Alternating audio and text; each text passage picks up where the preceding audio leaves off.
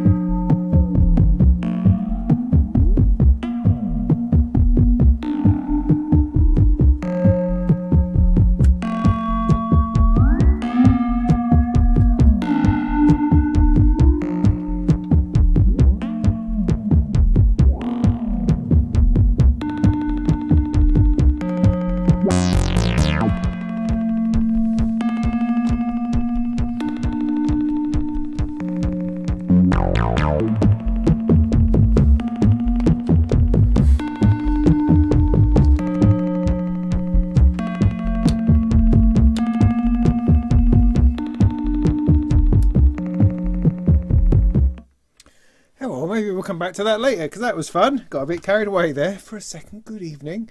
How you doing? All right out there in Wonderland, Superland, land of the free, or whatever it is you're in at the minute. It doesn't have to be free. It could be locked up. Who knows? Hi to everyone in prison. Glad that you could make it. What are we going to do this evening? Who knows? Who knows? That seems to be running. That's working. This is all happening. That's good. Great. Well, thank you ever so much for popping along. It's lovely to see you all there. Say hello to a few people like that one, hello, and that one. Ken, good to see you. Always first through the door. Well done. Always good to see that.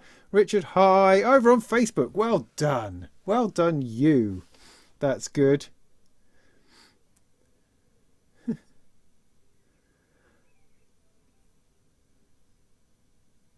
I wasn't doing any Carpless Strong, but thanks, Steve. You're welcome to believe that.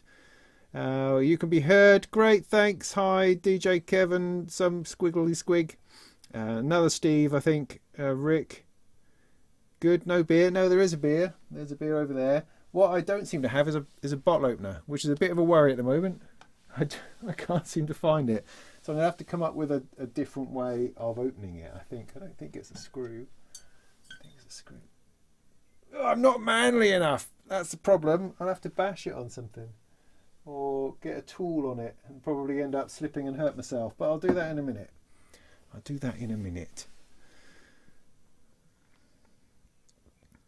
I'm in my shed. Yes, I am. Hi, Richards. That couple of Richards. Darius, hi. Good to see you. Sorry, I should look at the camera when I say that. Hi.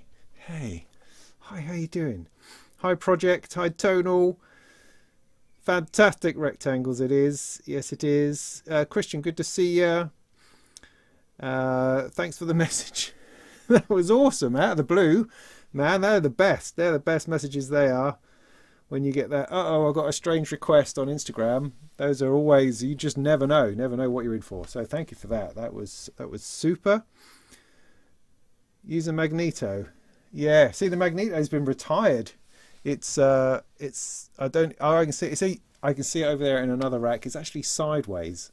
It's not even the right way up, which shows you how much respect I have for it. See, I would I have plans for that. I mean, I'm pretty sure that a Magneto would have to be part of a live setup because, you know, I'm dwelling as ever on my live setup and how to perform live and how to do songs as well as just pieces of music. And I think a Magneto would probably work very well in terms of voice looping very simply and doing interesting things with that. But, you know, in order for that to happen, I still have to learn how to use it consistently, because I can absolutely blunder my way into something awesome every now and again, and then spend ages going, oh, I just don't understand why I even have this thing, you know, because I'm not able to produce the thing I produced last time. That was so awesome. So, yeah, interesting. Dysmetria has just shipped. Yeah, when I got a shipping notification last week, I think. But it said it's going to take like 6 days. Like they put it on the slowest camel they could find out of Greece, I suppose. I don't know. Don't know why it's going to take quite so long, but there we go. There are a couple of new Juno filter modules. Will you be comparing them? I don't know. Will I? I don't know. I mean, comparisons and things like that tend to come about through actually physically having these things.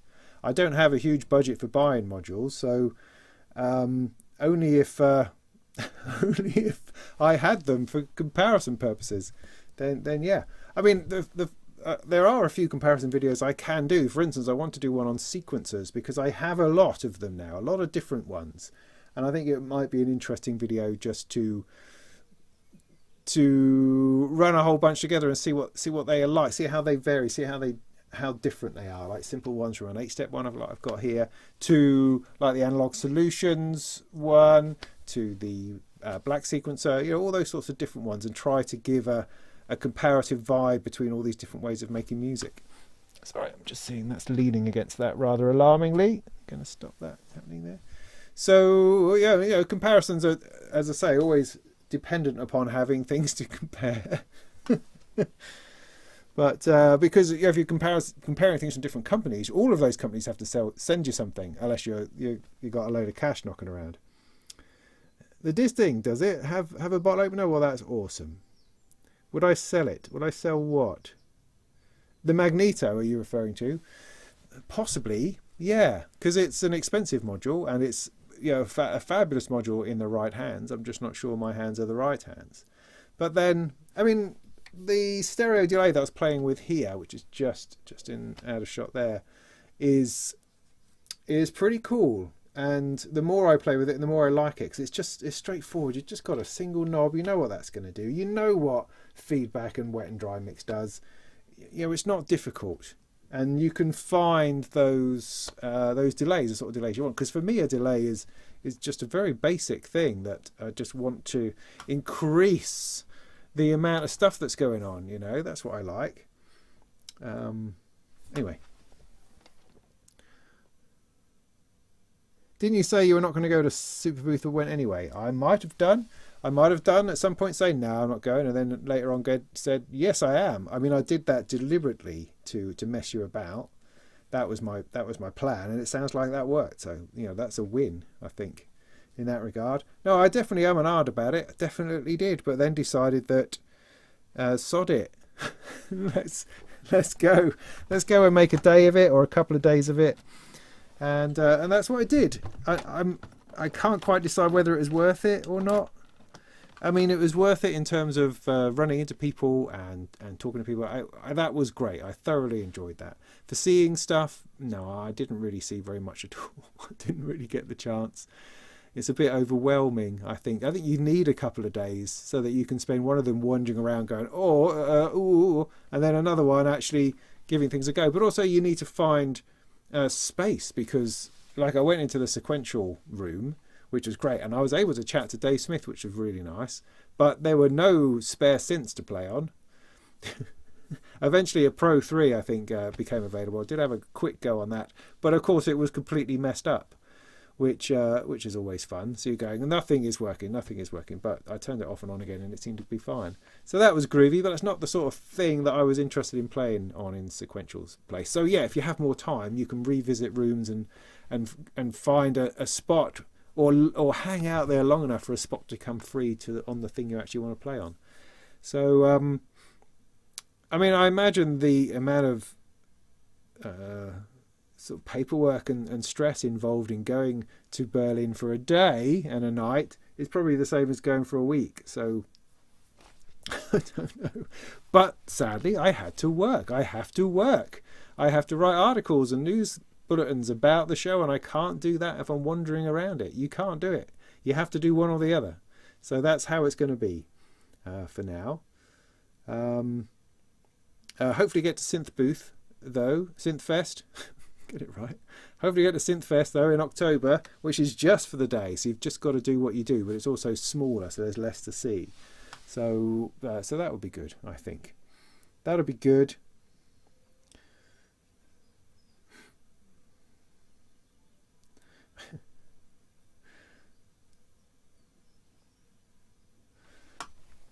Would you show your patch? Oh, I don't know, that sounds a bit rude. Maybe later. Maybe later. Filter comparison. We back to that again? Hi, Andrew. Excuse me, I'm a little bit weary this evening. Think about getting the Star Lab. Oh, what? The Strymon Star Lab. I mean, isn't that more of a straightforward reverb? You know, a big nice reverb thing, in which case you probably have a better idea of what that does than the Magneto.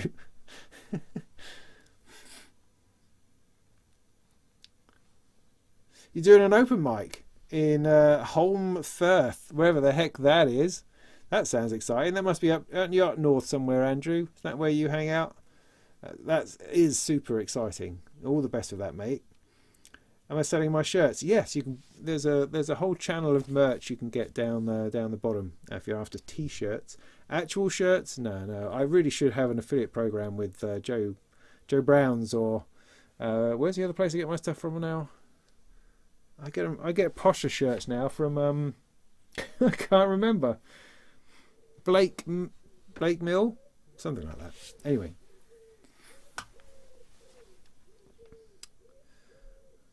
Oh, hey! Oh, thanks, mate. I will. I'll definitely spend that on beer. Hey, you got a jellyfish t-shirt on the way. Good. There's good. Those jellyfish t-shirts. That was a really good development. I'd really like to have pizza on the way, but I do have a pizza on the way. Yes, the Bastille one. Where did it go? I mean, I've got a bottle opener. There it is. Found it. What is that? Whew. Thank goodness for that. Thought I was in trouble. Oh, where's that gone? Okay, great, super. Right, I might pull this up then. Spiders in my glass. So, what was I saying?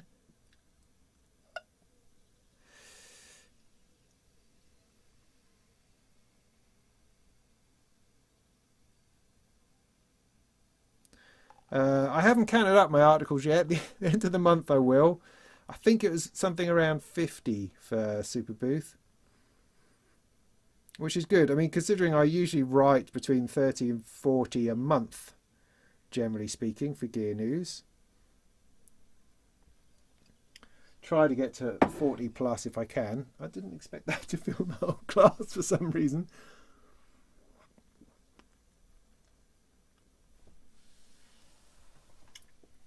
All right, calm it down. What was I saying? Yes. So yeah, and then you end up doing sort of 40, 50 in a... Oh, I'm treading on things. Oh dear. I'm not settled this evening. Then you do 40, 50, as I say, in a weekend, which is really cool. Except that after Superbooth, everything just goes flipping quiet. It's like scraping around going, well, there's nothing to write about. How am I going to feed my children? So it's been a really quiet since then, trying to find things to talk about. It's been a little bit tough. Still, it's enabled me to make a couple of videos, which will be coming out soon, and other bits and pieces I've got to do, which is always good. Always good.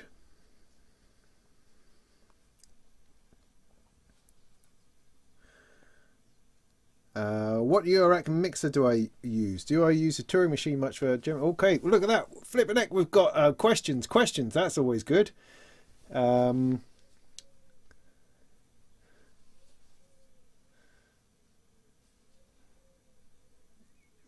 What?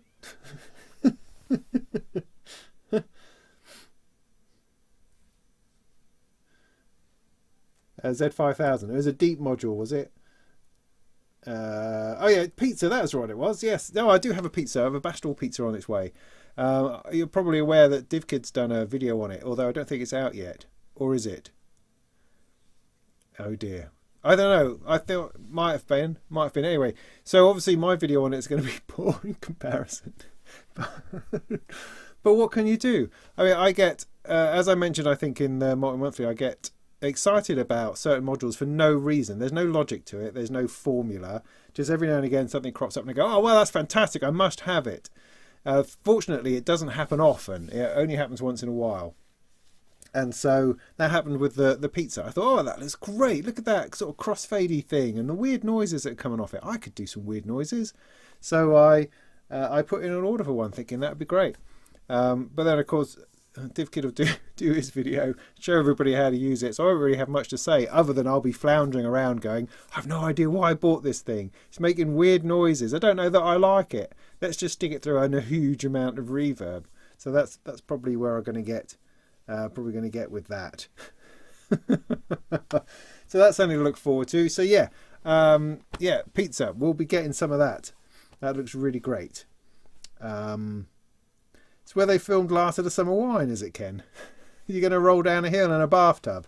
That would be awesome. That's the sort of electronic music open mic night I'd like to see.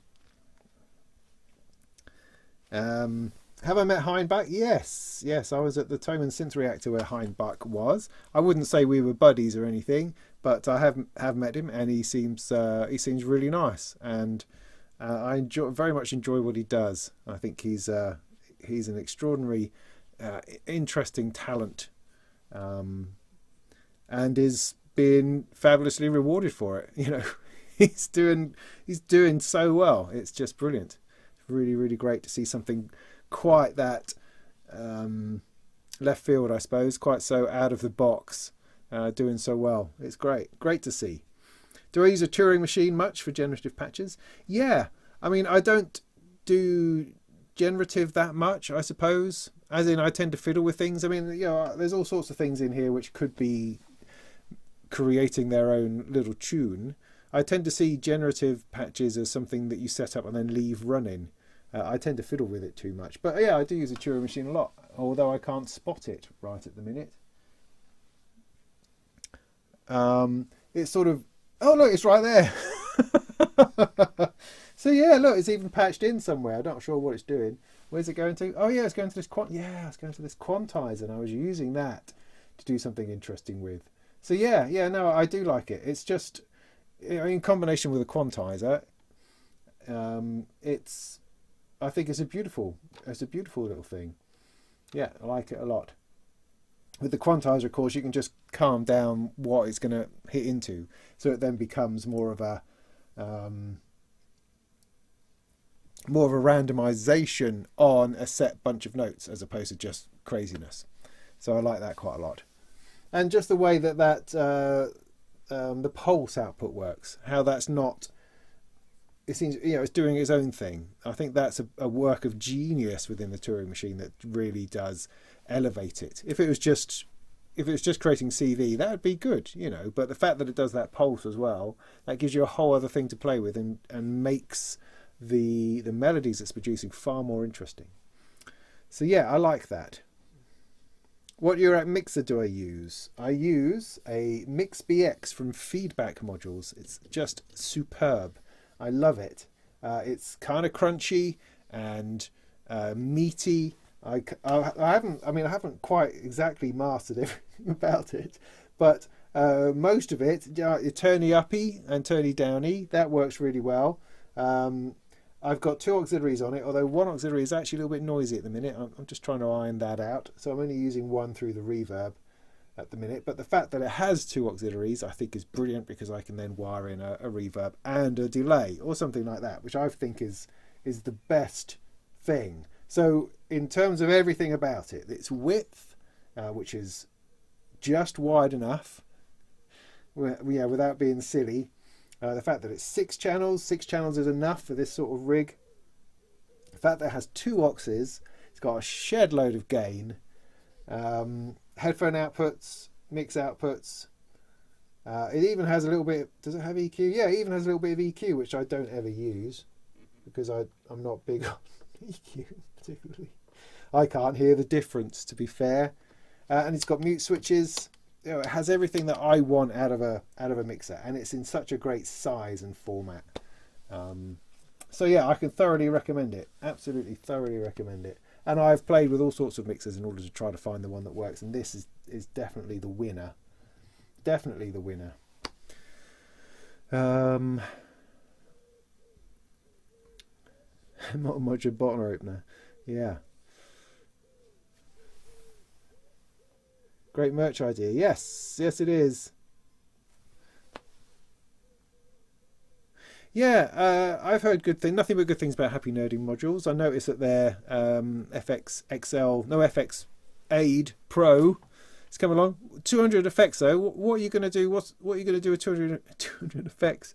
I mean, I've been thinking about this as well. For my own module, if I was designing an effects module myself, it would be a dual effects module with, you know, mono in, stereo outs, 2 lots of, and it would have 2 effects because that's all I want. I only want a reverb and a delay, really. You know, because I've got like the Pico DSP sitting in here, and I use it for reverb all the time, every day, all night. Don't use it for anything else. Ooh, that's sitting inside there. That's a bit dangerous. And it's great. That's all I want it for. I mean, I know you want an effect that has lots of different things in it and changeable and CVable, those sorts of things, and that's fine for when you're doing a creative patch that's involving that kind of thing. But often, ultimately, you just want a touch of reverb on everything. So that's a sort of module that I would have. But I would have it, as I say, as a dual, only about 4 HP, just a small one, 2 separate effects that you could potentially also normalize or something. And I think that would be a good one. Simple, effective, that's all you want. I don't need the Magneto or the Star Lab, for instance, to give me a reverb. I'd have that for other reasons, perhaps. Hi, Tyler in Texas. I'm truly sorry, mate. Yeah, my condolences. It's an awful time you're having over there. But thanks for joining the show. Appreciate you being here. We're all, I think, just the world is really sad for you guys. Yeah, it's something that rips you apart. I think. I don't think there's any other way I can think about it. But anyway, let's keep ourselves on focus this evening. There, the big display on the Happy Nerding on the FX Aid is quite a thing, quite unexpected, because Happy Nerding stuff tends to be, you know, good solid basic things, you know, a knob that does something. Having a display feels like a bit of a departure, I would say. LA Circuits, okay. Oh, the questions are coming thick and fast this evening.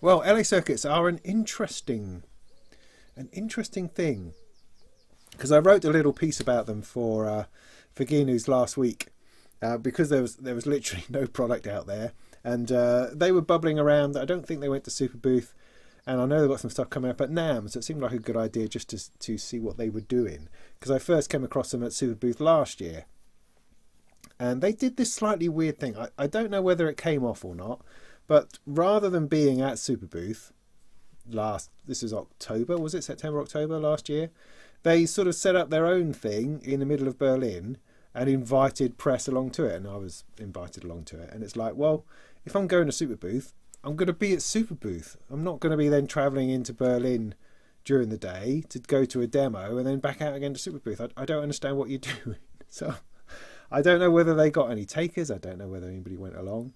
It was just a slightly strange move. I mean, I know other people have done it, like Ableton, for instance, have had their own sort of thing in Berlin, because they had like an event on at the same time as Superbooth. So maybe it did work for some people, but didn't work. I don't know that it worked for them. But by the by, so I don't know what happened. I don't know whether they went. I don't know whether they had a great time or whether that really worked for them. There doesn't seem to be much in the way of social media posts about it. But anyway, so looking into them this week, it seems that they've been around much longer than I thought. which is interesting. But development has been slow, but they seem to be getting there.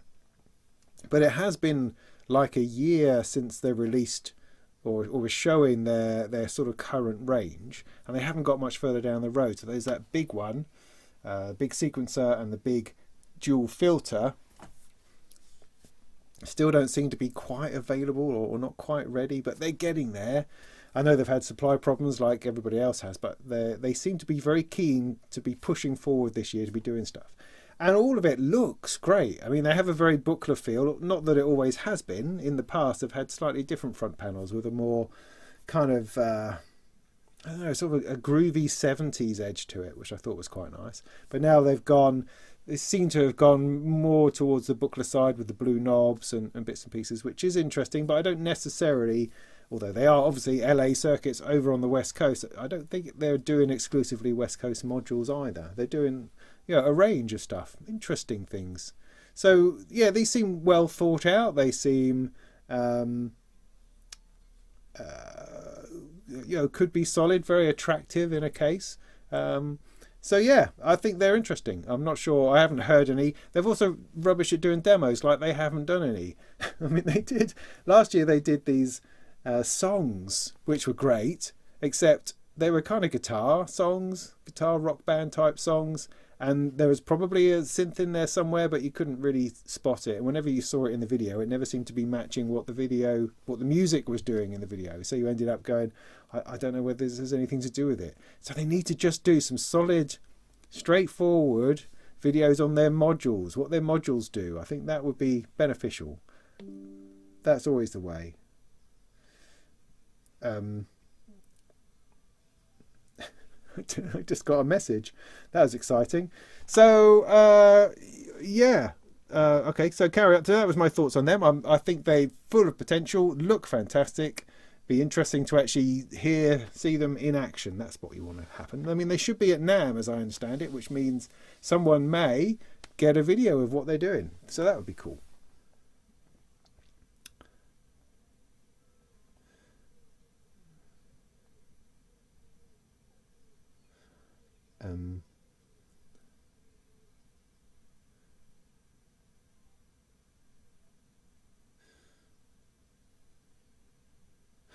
Oh, apparently pizza is a tiny complex oscillator. That's the last thing I want.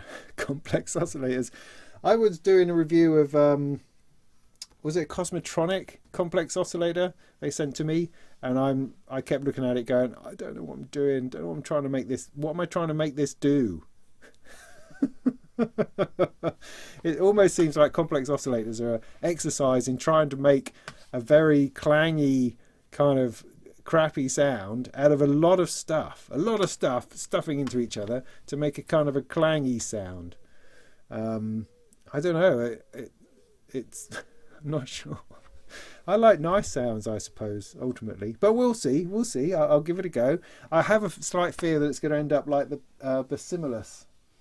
I don't know where that one is. The Basimilus Iteratus Alta, which I tried really hard to like. Really hard. I made a lot of fizzy noises and some percussion out of it, and yeah, I kind of enjoyed it in places, but again, I couldn't consistently get it to do the same thing twice. I would end up having to plump in a whole load of modulation to move it about, which was kind of interesting, but you just end up with a sort of the same chaos every time. I don't know. With many things, I like things differently to many people. It doesn't mean I don't appreciate them or can't understand them necessarily. It just means I don't know, it doesn't fit in. I mean, whereas this was just, I don't know, yeah, just bumping along as something nice and melodic. Do you know what I mean? Know what I mean?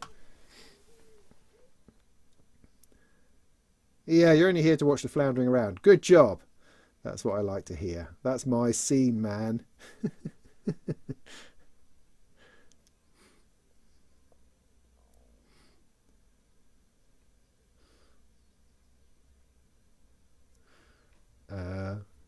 Yeah.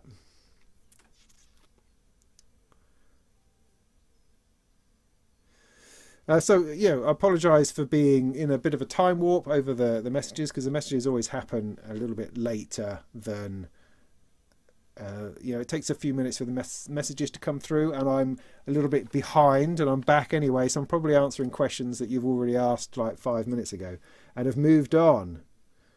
See the new nifty Pittsburgh desktop back there? This fella, the East Beast? Yes, yes. That was fun. I enjoyed that. Yeah, it's a nice little synth. I'm trying to work out exactly where it's going to end up. Although these are Owls. Owl is the guy of Create Audio. He sent me his personal ones because they were running out of time before Superbooth and didn't have any others ready. So I'm probably going to have to send these back, unless unless he's going to pick up some other ones. I'm not sure, but I might have to send it back. So if not, I'm trying to work out whether I'm going to cram it into a case or not. I might do. I mean, it would go probably really well in the nifty case, is what I was thinking. Yeah. Because I've got this thought of, with the Dreadbox stuff coming along, Dysmetria, I've already got the Dysphonia, and I will definitely get the Erebus and the Hades. That all of those four in a case with perhaps the East Beast might be a nice bunch of voices to have, like a Eurorack case that's full of actual synthesizers. That could be interesting. I mean, it's not all going to fit, sadly, in the nifty case, the nifty keys rather. Maybe I'd have a nifty keys and then mount another row behind it. Maybe that's the answer. Interesting. Yeah. Yeah.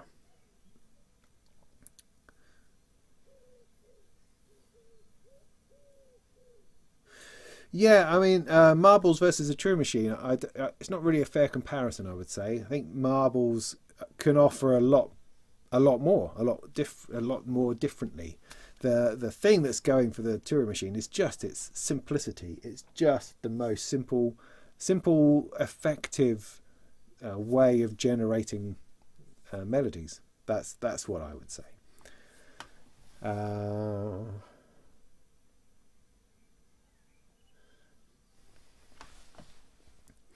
Yeah.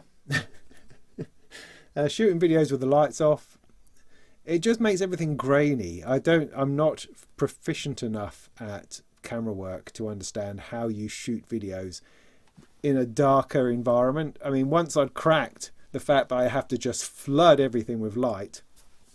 I mean, in fact, there's even a little bit too much in here this evening. But once I'd worked that out, the quality of my videos just went boom. Don't mean the quality of the content, I mean the quality of the actual look of them.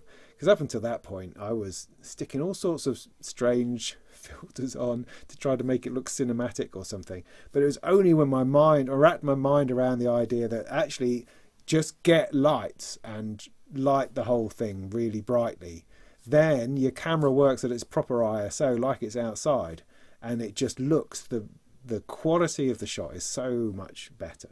But I don't know how to do it at a lower light. I don't know how you do that. So, but I understand the idea of having all the lights and how lovely that would be, and having that, using that as a light source.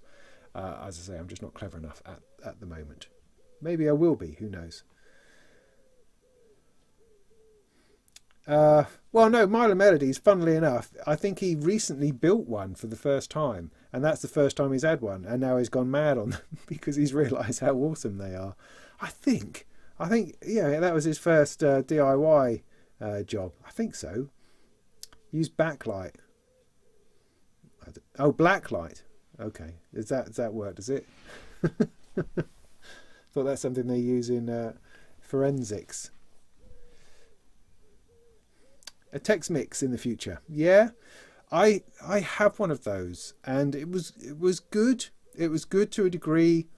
It never kind of seemed to fully work for me, sadly. The text mix. I liked it. It seemed to have all the functionality that I was after, and I used it quite a bit.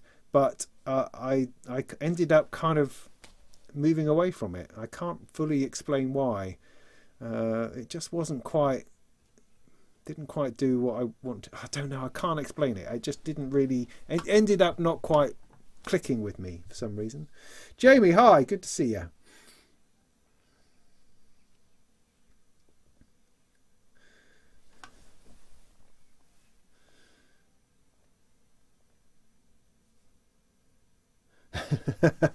Ian, you're a brave man over in Twitter. Cool, well done. Well done. I haven't done Twitter quite so long. I just in Restream and it said, "Do you want to do Twitter?" I went, "Oh, okay." So I clicked onto that as well, and now it's there. I don't know whether any of it is worthwhile. The whole Twitter, Twitch, Facebook, is it worthwhile? I mean, Facebook in some ways will at least pop up to people that I know who might go, "Oh, yeah, look, that's kind of interesting," and then they'll move on because they're not actually into synths and stuff. So that's kind of nice. Twitch doesn't seem to have it. I mean, I can tell you, who do I have in each? Is this going to tell me who I have in each place at the moment? I don't know how to check. So never mind. But come on, sort yourself out. So what? So yeah, so it's great in order to do those sorts of things, but it's kind of ends up being a little bit pointless, and I'm wondering whether I'm just using unnecessary bandwidth in the world, on the planet, and whether that's a good thing. Who knows? Who knows? We'll keep on going until somebody says it's a terrible idea.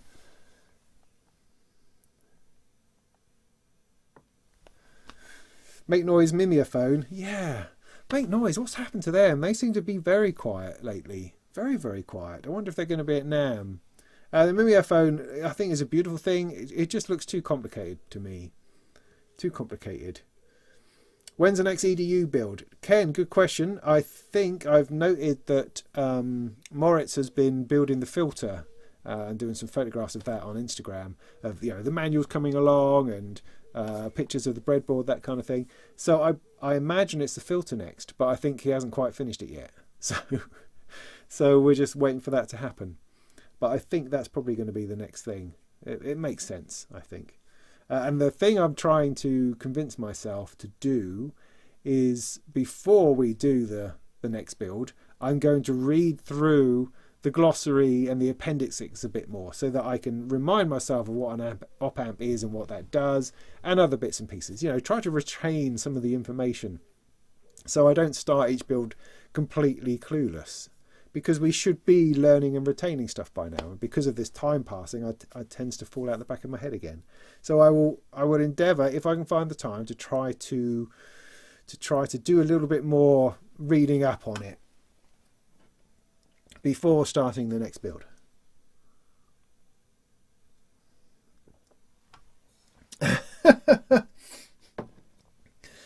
Tanuki, great, yeah, that was epic. It was weird because Simon is such a lovely and talkative guy. He's a guy who sets you at ease, and is just interesting to talk to. I really, really, really like the guy. He's been a real find, I think.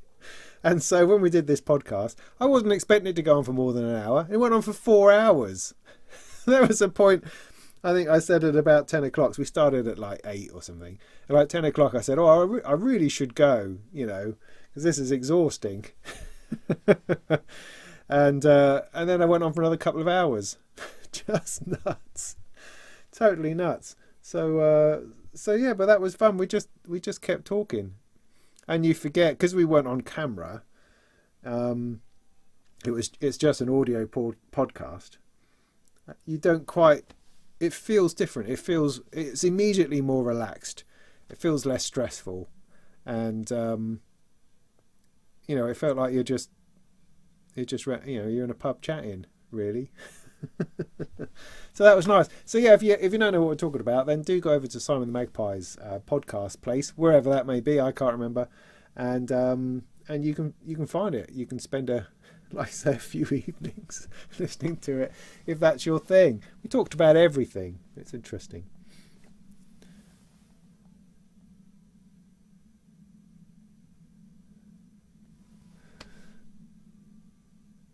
Two big honking buttons. Yeah, those are cool. Yeah, Darius, the new Dreadbox desktop is the Dysmetria. As my understanding is that it's a bit like the DFAM. Now I have a DFAM over there. I don't know what I'm doing with it. I got it as part of the studio package that I reviewed for Moog, and I don't know. It's, I mean, I know a lot of people rave about it as being a really cool drum machine, and I can and I can make it make a row of sounds. It's just that you've only got 8 steps, and that's not a whole lot. It's not a whole lot. It's something which I need to spend more time with and explore deeper. So the Dysmetria is apparently a bit like that, but it doesn't even have the 8 steps. It has an internal rhythm sequencer. So I don't know. That's going to be interesting. It's definitely going to be interesting to see how well that works. What I do like is all the big knobs on it, as opposed to my Dysphonia, which I've got down there, is all sliders. So I kind of like the look of it very much, and the whole colour in the front panel, all that stuff is really great from Dreadbox. So yeah, I will be doing a. Hey, there's someone on Twitch. God bless you, sir. Well done, good effort. Oh, you're sending strange signs. Is that what Twitch people do? They send us emoticons of weirdness. That's very cool. Thank you, Bark Faloo. Yeah. Make noise acquisition syndrome. Interesting. Yeah, I mean, I've got the maths, obviously, somewhere. Rosie as well. I think that's one of the finest output modules you will find anywhere. I think it's great. I don't use it purely because I'm now using this MixBX. Although, to make it more complicated, my MixBX is now going through the Kickane. Which, I'm not sure this is a good thing. I still can't quite work out whether there's a better place to put it. I mean, the idea of using the Kickane, the nobular Kickane, in order to get the kick drum out and sidechain, all that kind of business, that all works brilliantly. It's just that you don't have an overall volume control, and that's a little bit tricky. So I don't have a quick way of turning everything off. I can turn this off, but then I've got the kick drum doing its own thing. So maybe either this needs to go on an aux, which is possible, or is it? I don't know whether that's, because then you're sending stuff out and then sending it back in again. Not entirely sure how to fully resolve that, but maybe I could put that through the Rose. No, see, the Rosie's not stereo in, unless I just use it. Unless I use a return. Don't know. Still pondering that one. Hi, live review. My name's Robin, not Robert, if you're talking to me. I'm not sure. What case am I using? Who, me? I'm using a pair of Rackbrutes that I modded myself in order to put the power supplies inside. And then it comes, I've got a power switch here, out the side. I've even wired in a different, get that the camera. Going to bring this in close enough without it all falling apart. There we go. See, I've got it switched on here. I've got drilled some holes in the side so I can bring the power connectors out, and so I can power it up on one button, which is great. So that's what I've got, and I really like the clamshell thing. I really like being able to close it. It comes with a bag, or rather you can get a bag for it, which is good enough for you to carry it to a gig. So that's the whole point of all of this business. I have lots of other cases for other usages, but I'm trying to bring my focus into a rig small enough that I can gig with.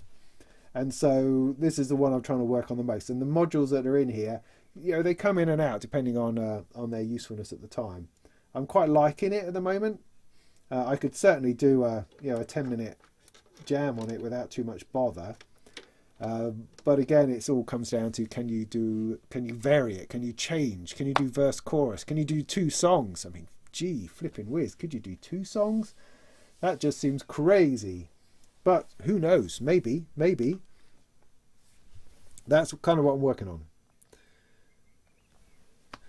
2 oscillators in FM with a wavefolder. Oh, okay.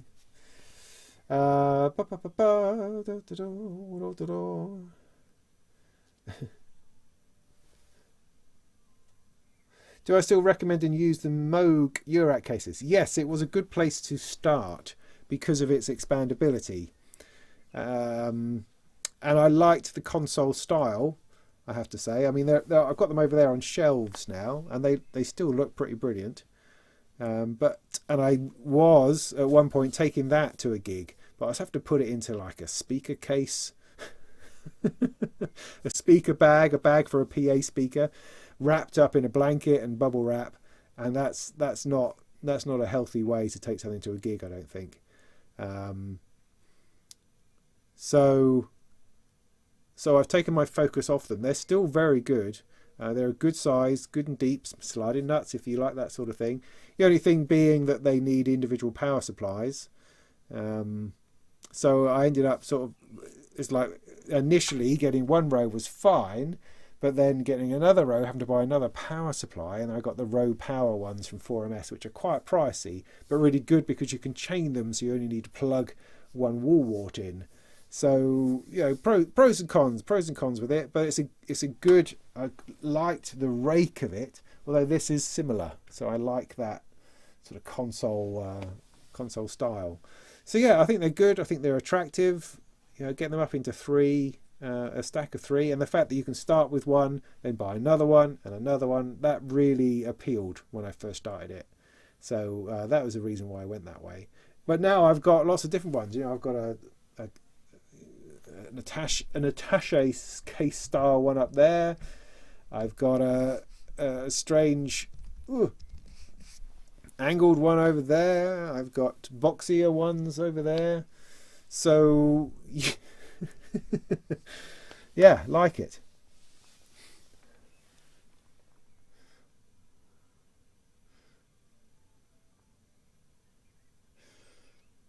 So am I catching up? No, I'm further behind, but never mind.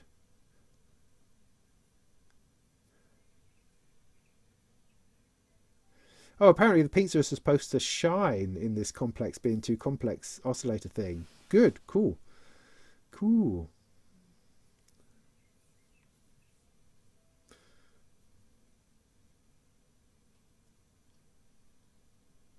By Arturia, yes.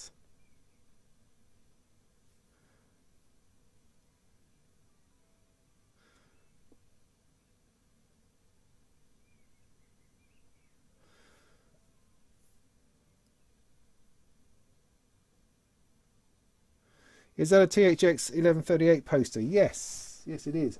Because somebody had the bright idea of releasing a whole load of sort of classic sci-fi in new boxes, and it came with a poster. So I got a few. Got Logan's Run, THX. Have I got another one somewhere? That's another Logan's Run t-shirt, poster. What else did I get? Oh, Clockwork Orange. Where's that one? Blade Runner. So I'm a sucker for things like that. But yeah, I thought it was a really nice poster. A couple of them. I think they're great.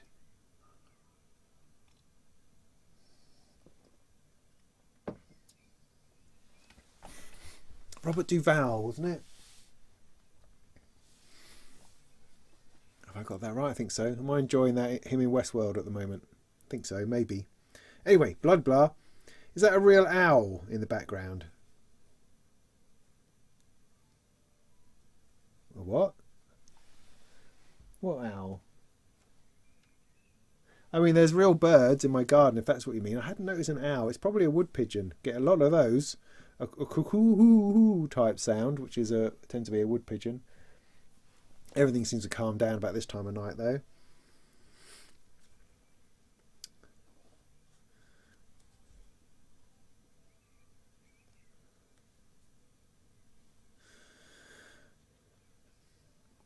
Ian, I think if you're going to sell your 1972 2600, you could probably buy a house. So I wouldn't sweat it, really. If you're prepared to let that go, you know, you could buy a couple of Korg 2600Ms just with the spare change. Do you know what I mean? Anyway, I'm well behind now. Trick of photography, throw lots of light at it. Yeah, thanks. Thank you. Nor, hello over on Facebook. Well done. Good for you. Yeah, there was a bit of leakage on the text mix, but yeah, very good value for money. I would absolutely agree with that.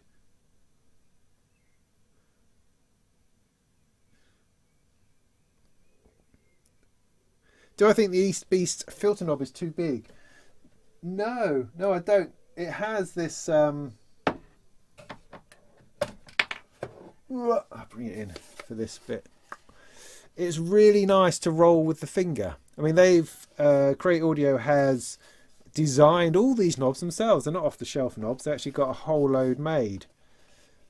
And it's a really nice. It's got a really nice roll to it, if that makes sense. So it's sitting there. I don't have to grab it and move it. I can just adjust it a little bit with my finger like that, which I quite like.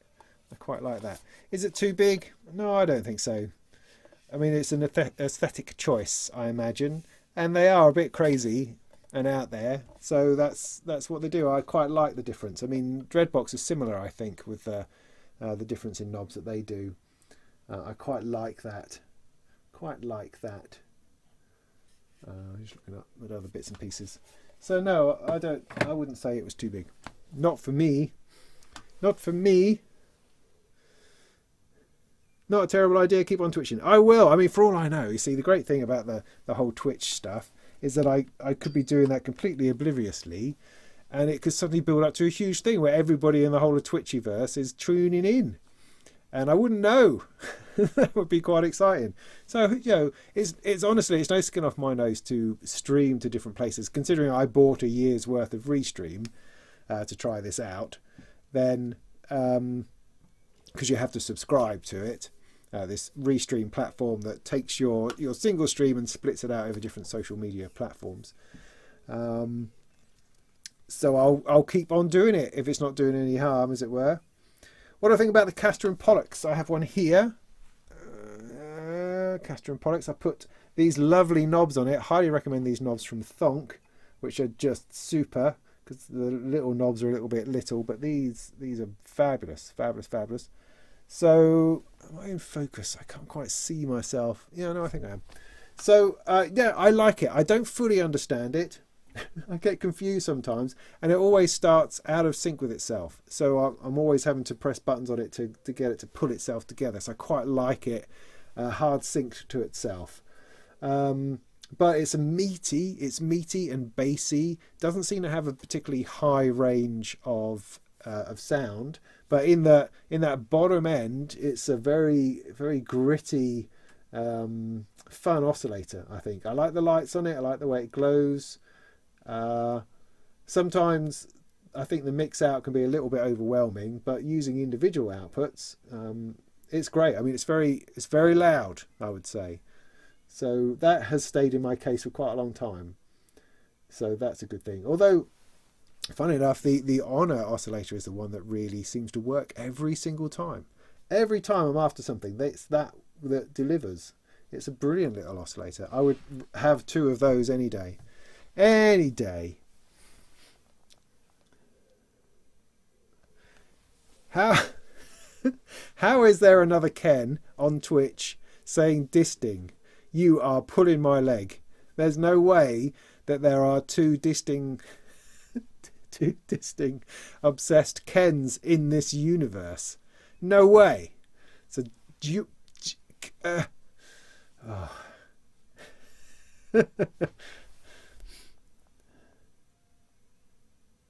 YouTube audio is so much worse than Twitch's, is it? It's interesting. Do I use any DIY synth? Yes. Yes, I do. You should start doing instructions on DIY from scrap synths. I've done a shed load of DIY, mate. I haven't done any building. Well, no, I mean, I've built a Deckard's Dream, obviously, from scratch, but not from scrap. I'm not capable of pulling circuits out of some synthesizer and building something new. I don't have that ability. You know, I'm good at making kits. I'm good at explaining and demonstrating how to build a kit And since embarking on this Erica Synths EDU DIY thing, I'm now starting to learn about what circuits are actually about and what's inside them and what matters and what doesn't matter. So my mind is being expanded into all those sorts of things, which is very cool. But yeah, I've done a lot of DIY. In this case, what is DIY? The Turing I built myself. The mutes are built. The Percall I built. The noise plethora I built.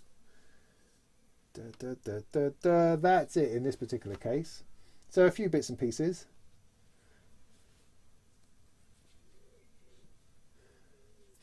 Yeah, I also have a bit of crossover where, I mean, I don't know whether I need this Erica Synths bass drum anymore, but then I'm still, as I say, I'm still trying to work out whether the kick-ain is the answer to everything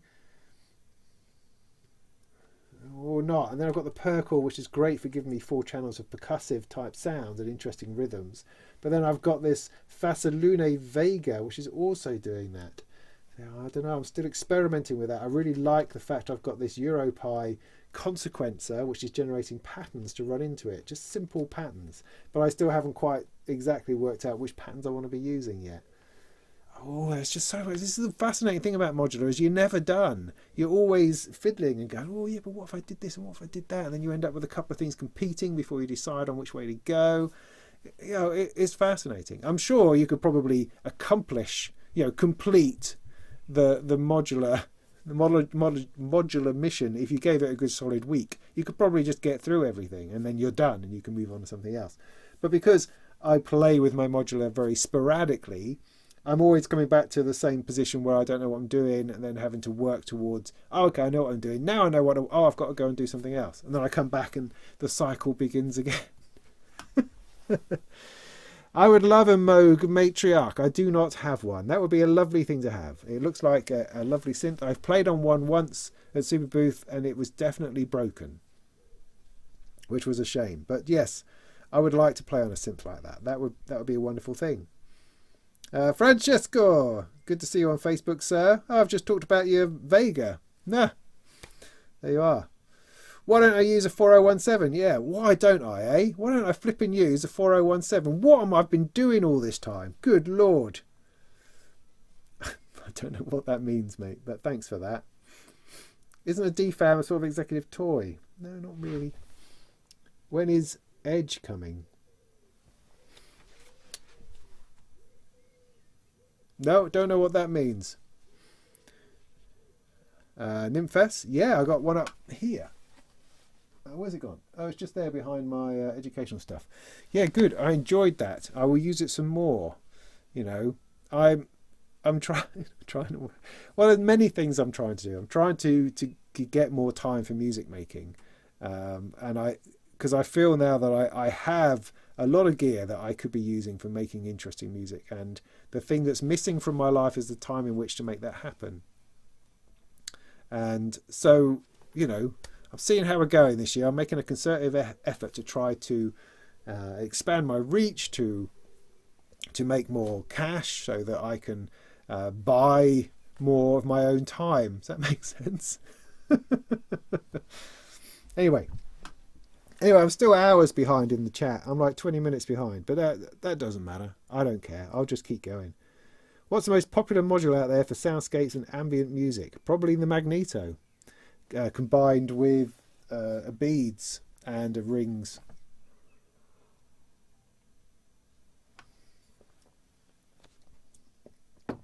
Madcap, yeah, go from kick-ain into Rosie. Yes, but the Rosie isn't stereo. You've got 2 monos inputs that you can blend crossfade between, which is not really the same, because everything will end up centered because there's no panning on it. So I could put the stereo output into inputs A and B, but they would both sit in the middle. That's not really working. Yeah, Cosmotronic Cosmics. Yes, I would recommend that. That was one of those, I considered one of those greatly. It's a good size, 6 channels again. I think it only had the 1 aux, which is the one thing that made me, or did it not have a return? Something like that. Something which made me stop buying it. But I think it's a great one. I like the the overdrive or the pushing you've got on it, so it can add a little bit of gain to stuff, or on particular channels you've got a bit of character to it. Quite like that. Quite liked it. Twitch chat is faster as well. Well, it's only relevant if I see it. So, oh, nice. Thanks, mate. Energy bills. Yeah, that's very helpful. Thank you. Exabsorb. That's super. Yeah, I mean, obviously you can use the kickane in mono. Yes. But considering your entire mix is going through it, which is all panned from my Mix BX, then that kind of seems detrimental to the whole output sound business. Yeah. So, yeah, that's a solution. But it's not really. Not really. Yeah, it is a problem having the kick welded to the compressor. Better to have them separate.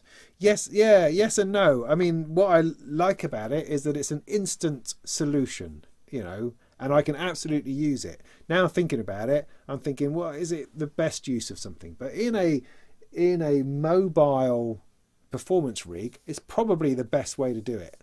I would just like to have a little bit more control before it goes to my speakers. But then, you know, they're probably assuming that most people have an external mixer of some kind. So it's just really that, because you've got a level over the kick drum. So you've got your source level over your mix and then the kick drum level. So you do have mixing between the two. It's just having the convenience of having something afterwards to be able to turn up and turn down is the thing. So I mean, I think it's an inspired idea. And because it's something in my head I've been working on a lot in how to do that whole sidechain thing. So I've got a couple of modules that people have sent me that are sidechain compressors, and I haven't really been able to work it out. I mean, funny enough, I used one in a jam with Steve Davis a little while ago, and I wasn't sure that it was working, but listening to it back, I think it was. I think it was doing what I think it should have done, and it came out really well, I have to say. Blah blah blah. Anyway, by the by. So yeah, I can understand why people would want them separate and why that's not going to work for everybody. But then there are other sidechain modules out there. In fact, there's a whole bunch. That seems to be the thing. It's like a couple of years ago, Superbooth, just before the pandemic, it was all about stereo filters. Stereo filters were everywhere. Whereas this time around, it's all about sidechaining, isn't it? It's just interesting how these trends seem to appear, and you get multiples of a particular idea. It's very, very odd, but yeah, interesting.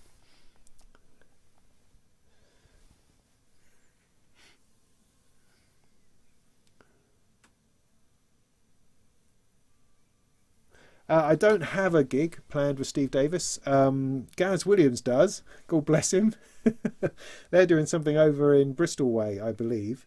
I did go down to Steve's pad, and we did a good session a few months ago. Is it now? A couple of months ago, which was great. I had a lovely time. It was really, really, really good. I got some fabulous stuff out of it, and it would be great to do something together. It's just, you know, there's a bit of distance and getting time and organise those sorts of things together. And he seems to have been flat out with either Utopia Strong or with the snooker commentary at the minute. So, you know, when he comes back down to earth again, that would be a wonderful thing to try to pull together.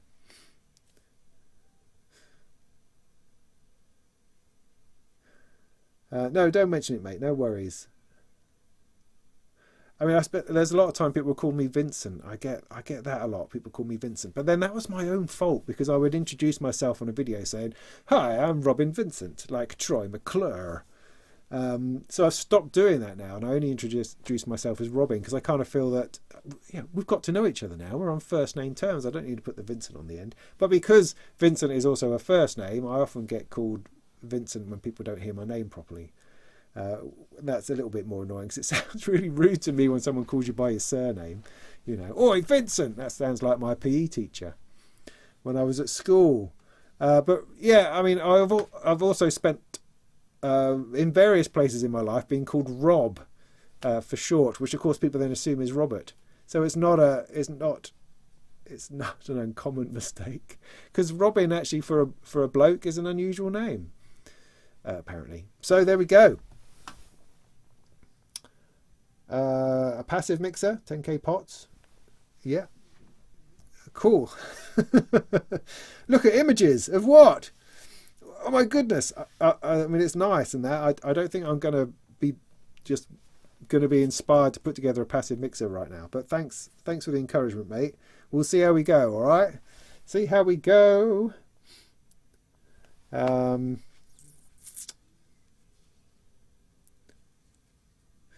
Moog Lee 42. I think I've answered that question. I'm sorry, I say I'm 20 minutes behind. I talked about the feedback modules out of Poland. I think Mix BX.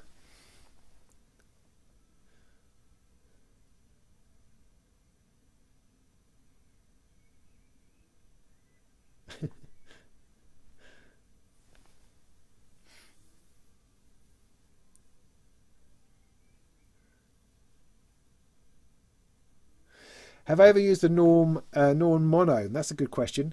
No, I haven't. It's a fascinating thing. Every time I see one, I go, what the heck is that? You know, those gorgeous aluminium dials. Oh, and that button array. And then the thing, you know, just the thing with the screen and the blips and the rings of stuff going on. Fabulous. What is it all about? I have no clue, but it looks amazing. I'm sure I would mess it up. I don't seem to have the skills to make things look hipster and trendy, if you know what I mean. I can't seem to pull that off. Sometimes I think I am. I am quirky and interesting. I am like Heinbach or Cuckoo, I tell myself. I am, damn it. And no, I'm not. I don't have the skills. I'm just what I am, and I crash in. I have a loud shirt, and I just try to keep it real, man. That's all I can say. And I don't know that I could pull off having a mono. I would feel too stupid.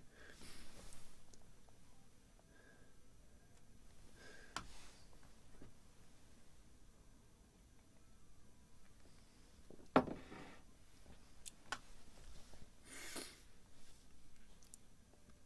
look like an owl. Okay.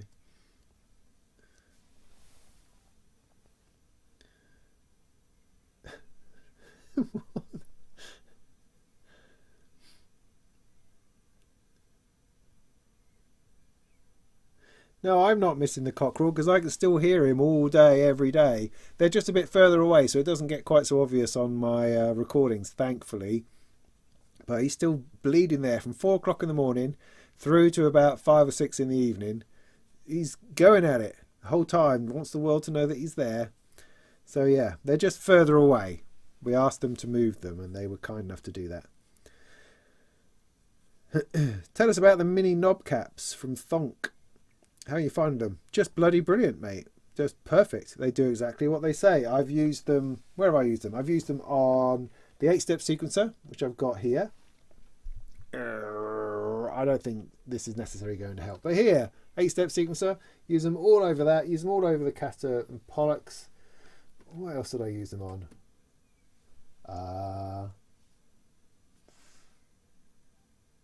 I forget. But those in particular, they were really great.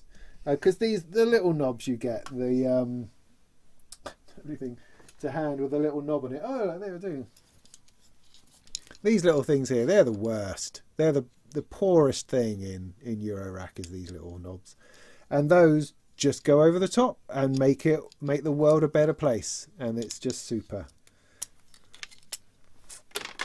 So yeah, I can heartily recommend those Thonk ones. They fit, as long as you obviously you're getting the right thing for the right shaft, or going over the right top of the right thing.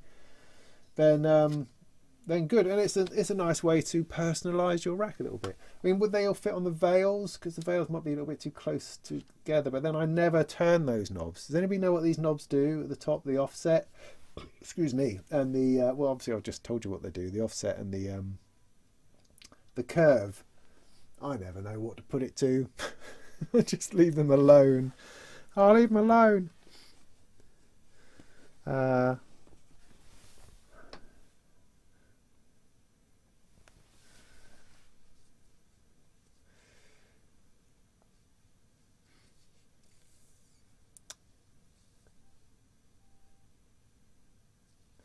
So why are you never ever buy and create audio stuff ever again, DIY synth or burn circuits trying?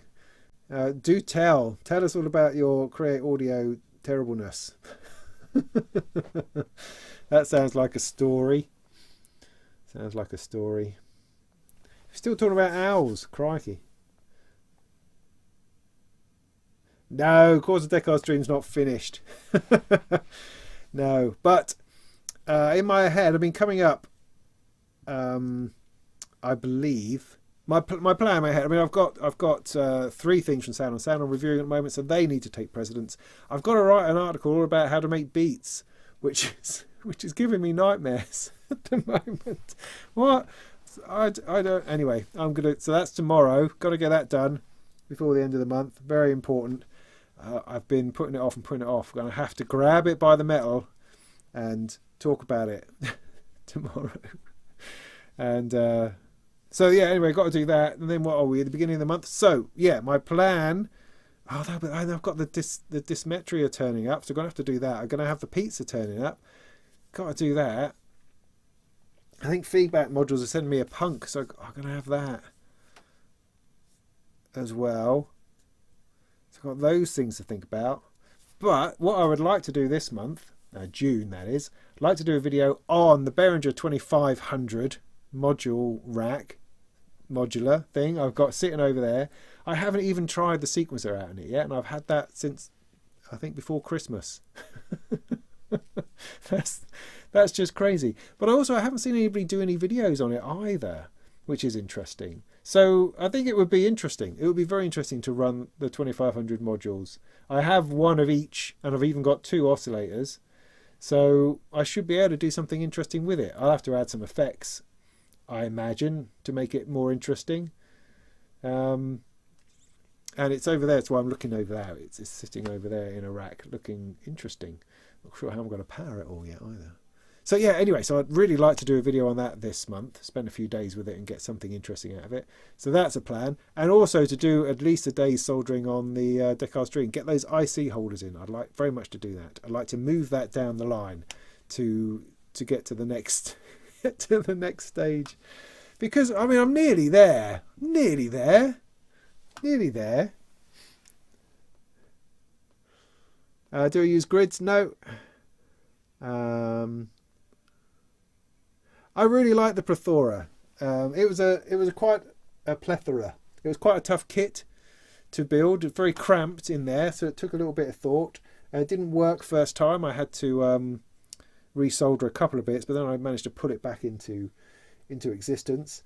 It's really useful. I mean, I'm not a massive noise person necessarily, but when you use it with something like the Percle to create percussive noise bits, it gets really interesting. It's got a lot of scope for crazy stuff. So if crazy stuff is your thing, then I think the plethora would be good. But it's a challenging build, I would say. But I did a video on it. Go and have a look. An MS-20 filter, yeah, they're nice. Oh, are you getting bored of modular? Fair enough. Yeah, we'll go and talk to Oz about his distings. I'm sure he's done that. Oh, the 4017 IC chip is a 10-step sequencer. How lovely. Thanks. How lovely.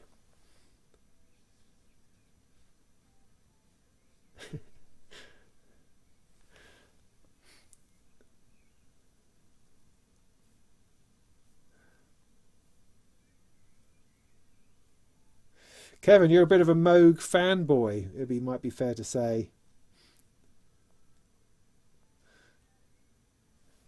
Behringer Edge. Oh, right, because of the DFAM connection. I'm with you. I assumed that was out already. Is it not out already? What is going on? What's going on? I mean, other people are releasing stuff. Why is it that Behringer isn't able to, considering it's supposed to have all these factories and own all these chips? I don't quite understand what the problem is. But anyway, it evidently is a problem. So you're just making outrageous statements now, Mr. DIY Synth.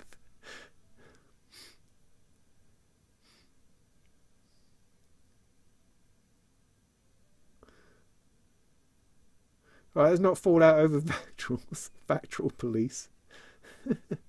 Yeah, I quite like Vactrals myself. Like the way they look.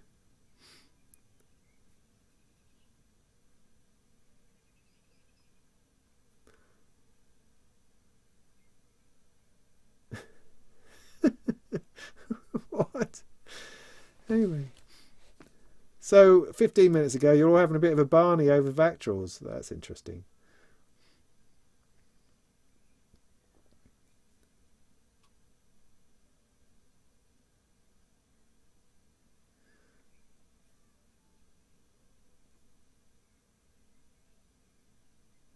Oh, you're going to see, Faraway Tree is going to see Gaz and Steve in Birmingham in July. That would be brilliant. What a great thing. Oh, I'd love to go. Birmingham's a bit of a trek. You know, oh, I don't know. Is it that much of a trek? What else could I do in Birmingham? Because that would be great. Oh, can I do that? When is it? Faraway Tree. Tell me when it is.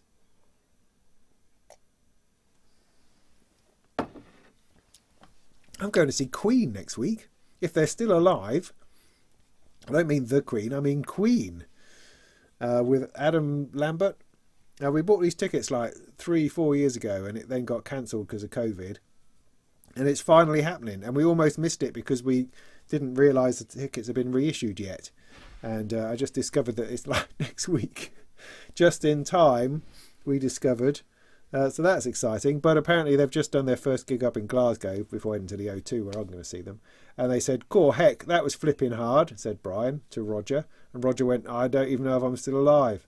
So I don't know whether they're going to make it. I think they might pack it all in before they get there. Who knows?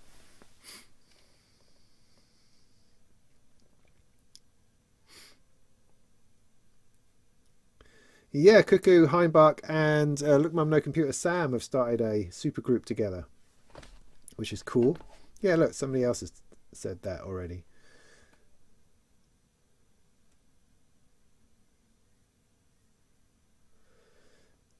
Better grip with the thonk caps? I think so, yeah.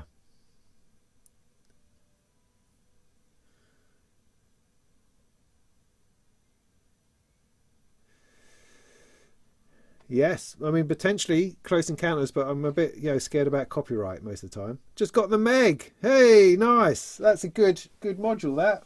Where's mine? Where did I put it? Oh, it's up in my my one up there.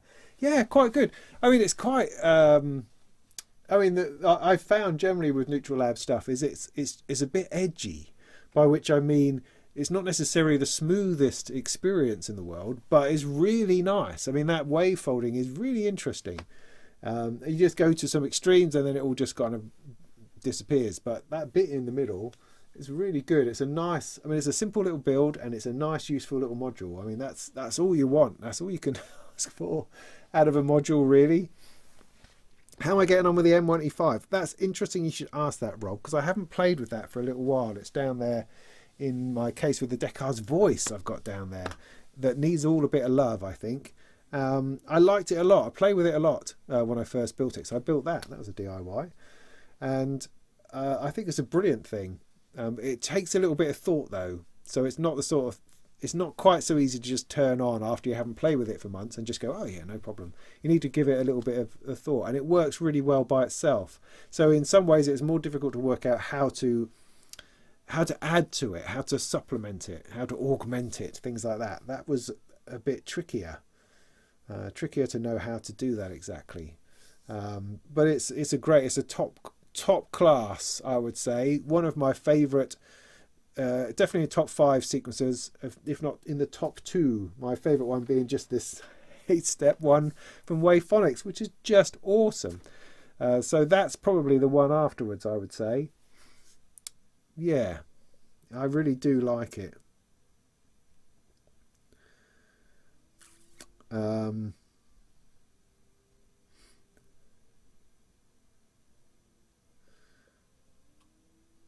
Good question. Martin's getting disillusioned with a lot of it. Spend more time talking than making music.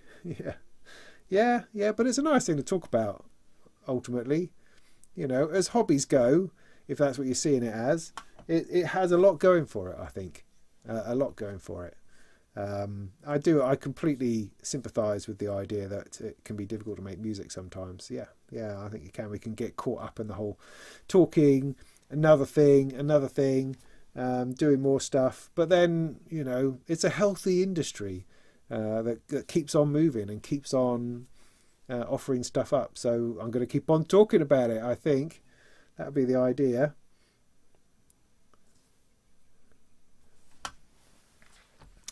DFAM didn't got MIDI. Yeah.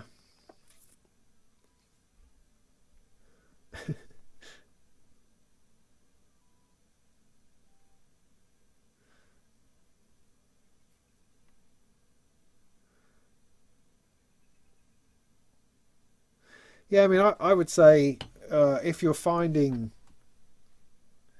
Yeah, I know, Ian, thanks. If you're finding...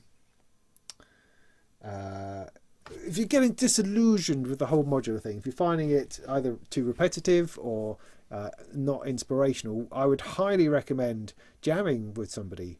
Get together with somebody, anyone, and just sit down and try playing together. I mean, it seems odd and weird, but what you find is that you do less and you think about it more, and you can find some extraordinary things. I mean, obviously, if the other guy's just an arsehole, then that's probably not going to work.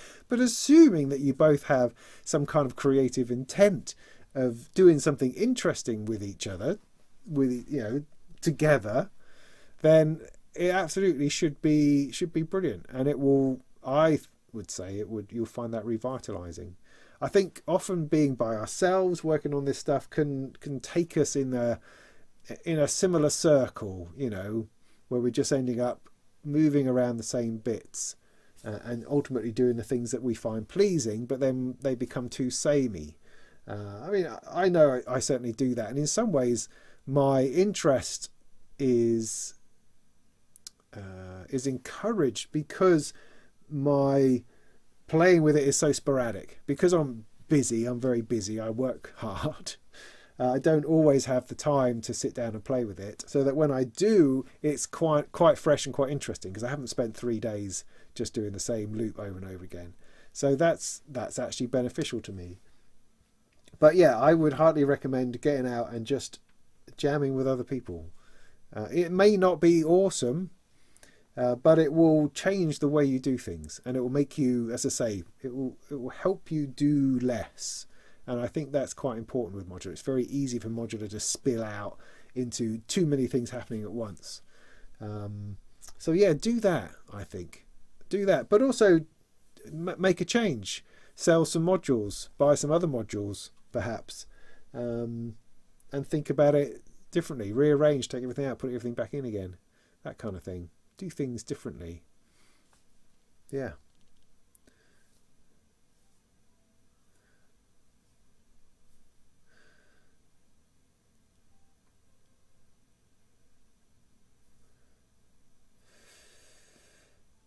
Who's John Bidolph? Am I supposed to know who that is? I'm sorry, I'm not very good with artists' names. Yeah, I saw somebody said Ramsey and sensible. That doesn't really that doesn't seem to go together, does it? Yeah. Yeah, start my own supergroup. Yeah, it's hard. I mean, committing to other people is difficult. I think, although it's a paradox, because it's the sort of thing you'll never do until you're forced into doing it, I think, because there's no way you're going to have time to rehearse with people and play gigs. No way until somebody says, let's rehearse together and play gigs, and then you somehow make time for it. It's like I said a little while ago, a couple of months ago, I said, I'm going to do every open mic night in Norwich. I'm going to be at every one. Have I? Heck. I did that one. And then I have absolutely every intention of going back. But it's just there's so many other things going on. There's kids I've got to move around. There's things I've got to do. It's difficult to commit when it's just you. However, if I was supposed to be playing with somebody, then I absolutely would have been there, you know. Ah.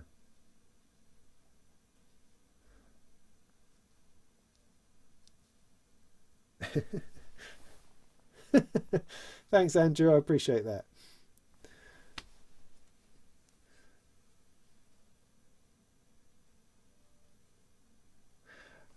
Madcap, you got the switch mixer from the 2500. It's really fun to patch with. Which one's that?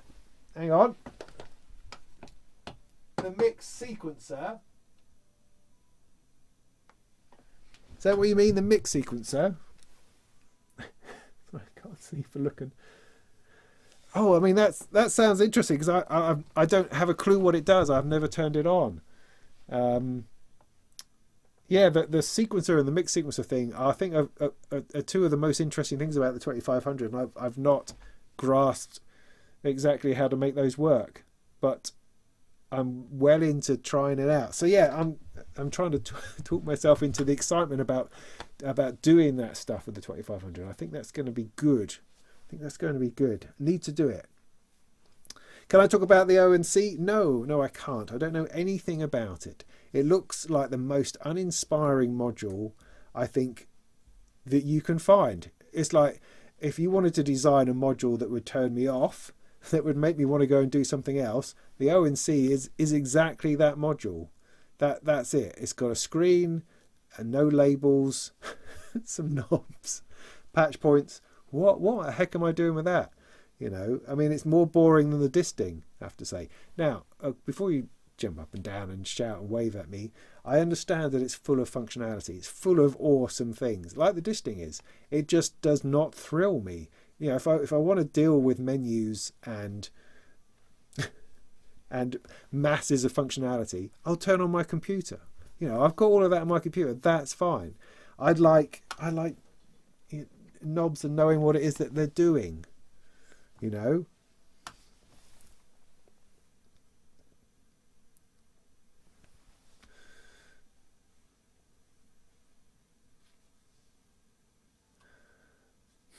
Having moved away from working in the box to hardware, do you think you may have reached the same level of option paralysis that comes from all those VSTs and with Eurorack modules? No, I don't think I have. I know what you're saying, but no, I don't think I have. I think there's a sense, certainly I'm at a point now where I can quite happily get a Eurorack module, plug it in, work with it for a bit, do a video on it, and then never use it again. That is certainly something that happens without a doubt because of the position that I'm in and the things that I do. I review modules, you know, and so I get them sent to me or I come across them, or sometimes, I mean, some even that I buy I don't necessarily use again, and I put to one side thinking I'll come back to that another point. So yeah, I do have too many in that regard, and so that is something which I'm aware of, but because of the effort it requires to put something together, it's not the same as just dropping in a VST, then dropping in another one and dropping in another one until you find the right sound that you're after. You know, it doesn't work in the same way, so it doesn't have that same effect, because what I feel about this setup here is that there's so much more for me to learn about it, and it's not the same bland exercise as you get in seeing GUI after GUI after GUI, which is essentially the same. Now, these are often essentially the same, but each one has little quirks and little differences in that become apparent when you start playing with them. And then that's the sort of stuff that you want to learn about, and you can use it and manipulate it and use it differently. There's something about the physical nature of it which just blows up that the boredom you get from plugins, I think.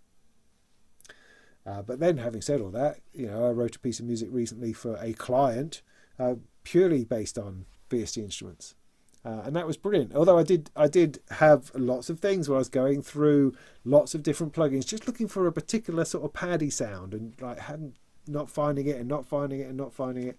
Whereas if I was doing it in hardware, I would use a synthesizer and dial in the sound I was after. And the reason I didn't do that is because I needed it all to be instantly recallable so that I could work with the guy, show him what I'd done, change it, you know, come back to it another time, etc. And that's what DAWs and virtual instruments are fantastic at. This is rubbish at that, absolutely rubbish. But I don't yet have the confidence to say to somebody, oh, you want a piece of music? I'm going to do a half-hour jam on my modular, and for that to be the piece of music that I submit. No, I don't have that confidence as yet. As yet.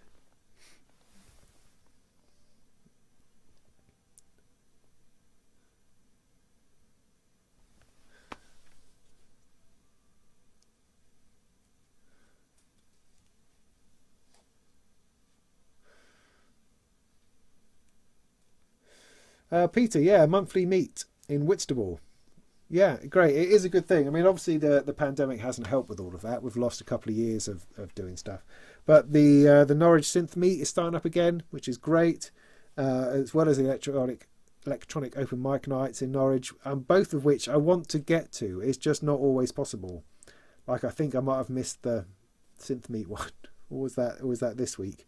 It's just hard because I have other commitments, unfortunately. But I'm going to do my best.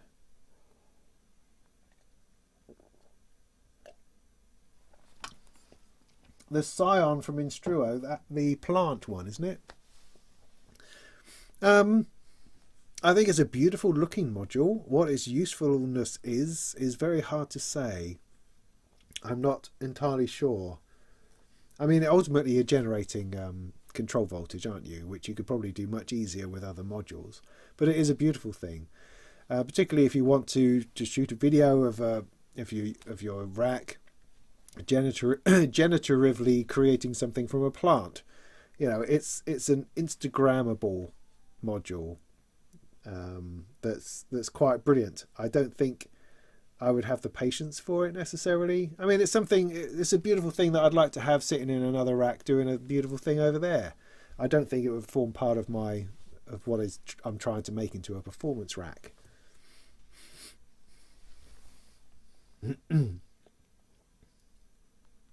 Oh, did I get to the bottom of the messages? That means I must have missed a whole load.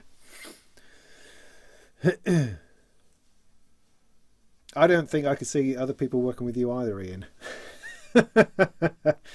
That's funny. Yeah, no, I did. I got back up to date. Gracious. So yeah, by all means, ask a question again if I haven't answered your question. I'm quite happy to talk about it, whatever it is you've got.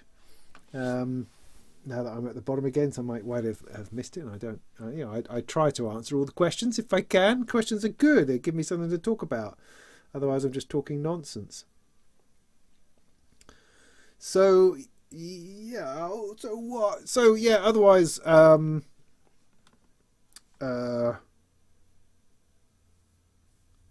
I don't know. Otherwise, the other things going on are that, I mean, by all means, if you want to throw something in about Superbooth, something that you saw that you thought was fascinating that I haven't really talked about, then by all means throw that in there and I'll talk about it. Or anything you think might be coming up at NAMM, that will be interesting. But the other thing I'm doing at the moment is I'm trying to redevelop my website. A website is an interesting idea these days. Is it really necessary? I mean, I know that Bo Beats, for instance, doesn't have a website. But the way I was thinking about it was that I'm trying to maximize the way the channel can make money, frankly. So to do that, what I've been working on is trying to improve my performance with affiliate links. Now, affiliate links, in case you don't know, the idea of it is that I have an account with Thomann Music Shop, I have an account with Perfect Circuit in the States, and anyone that I send their way to go and buy something, I get a couple of pennies from anything that they buy. It doesn't have to be a specific product. It can be, it doesn't have to be. Just anyone who gets referred from me helps supports the channel ultimately. That doesn't mean that I'm suddenly a sellout or trying to sell stuff or only doing videos on stuff that they sell. no, because that's boring. Much rather be doing the stuff I'm interested in. But it's a stream of revenue which I haven't taken masses of advantage with, and I mean to do so. And I figured that a website is a way of doing that, because these links can exist in YouTube descriptions, and that's great, but that's not often a place that people look for anything. Whereas on a web page, links are far more obvious and easier to click on. So it seemed to make sense to me to work on something like that. So the other side of that is that having a written version of a review, or my Molten Monthly, for instance, I think is really valid and really useful. I'm sure many people would rather read something than watch a YouTube video on it, and so this gives those people that opportunity, and perhaps gathers in a slightly different audience to what I've been having so far.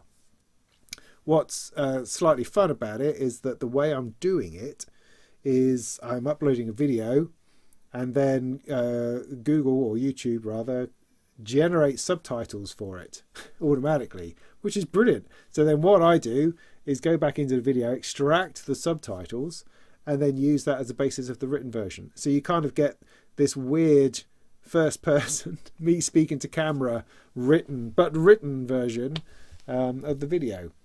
So it's slightly odd. I mean, obviously I have to spend time editing it so that it's not just crazy and full of ums and ahs and double speak and weirdness. But it's hopefully a way of generating another stream of income to help me move towards the idea of doing this more full time, you know. So that I hope it will pay dividends. I mean, it can do. So if you're going to buy something, anytime going to buy something, do it via a link on one of my videos or the webpage. That would be great. That would be very helpful for me. I mean, you know, if you're going to buy an OBX8, for instance, or a Prophet 10, or a Teenage Engineering something or other, I would really appreciate the commission on that. That would be awesome. Go and do that. So that's the idea behind putting up a proper web page again. So obviously I had a website for ages. It's just never been of anything other than a kind of a brochure. So I'm trying to make that happen, and it also might turn it into a kind of a news site by itself. Because at the moment, to start with, certainly it will just hold written versions of videos that I make. But there's no reason why that couldn't turn in to my own kind of news site, potentially. I don't know, maybe that's making too much like hard work for myself again. I don't know. Does that end up making you more time or less time? Or then I could employ someone to write news articles for it. Maybe that's the answer. But that would be good. Embed the video on the website. Yeah, of course, that too.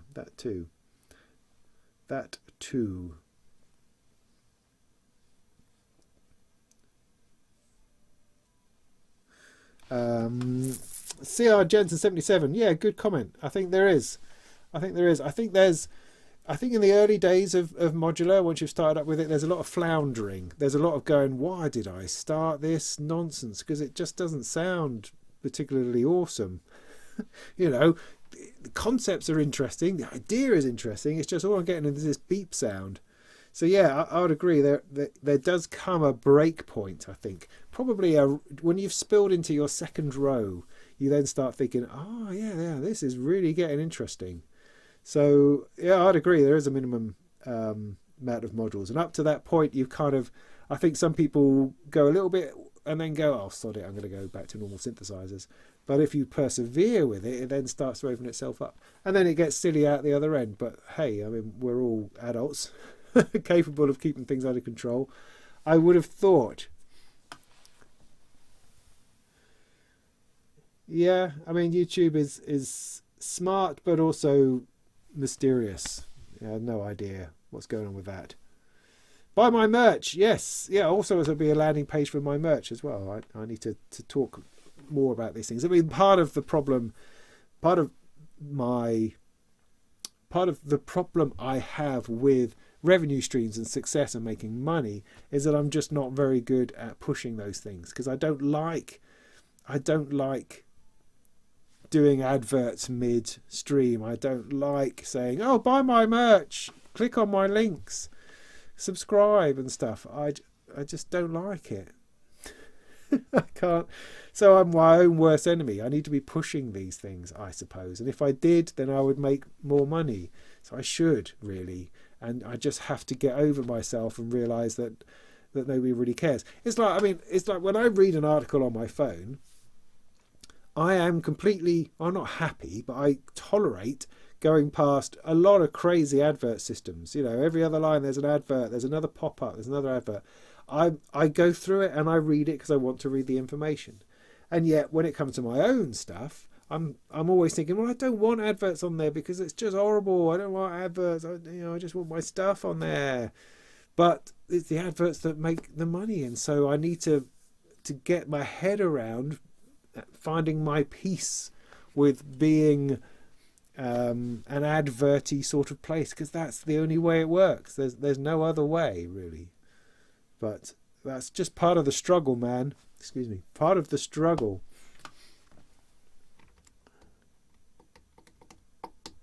Somebody says they're going to send me a malevolent.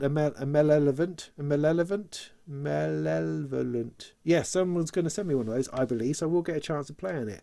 I've heard that they are, a bit grungy, a bit quirky, maybe not as good as they think they are. We will see. I'm quite interested to try that out. You've got a Yuhi civilization. Wow, that's pretty brave, that is. Will I be on Sonic Talk soon? Yeah, I mean, I hope so. I don't quite know how to play it. I don't know how often, if you know what I mean, that one should be on it. I don't want to seem too keen, and I don't want to overstay my welcome. So we'll see. Wednesday's a little bit tricky for me, unfortunately, but so I have to kind of sort it out beforehand, make some other arrangements, and then I'm free. But my plan in my head is to do it sort of once a month. Does that seem about right? I hope that's all right. When is Synthfest and where? It's in Leeds. It's at the Sheffield. No, it's not. It's in Sheffield. It's at the Octagon, which is part of the university, I think. And it's in October, possibly. Can't exactly remember when. But, go to synthfest.co.uk. You will find out. Can you tell us what that little module is that you use to generate drum patterns with? Yes, I can. I'll do that in just a sec.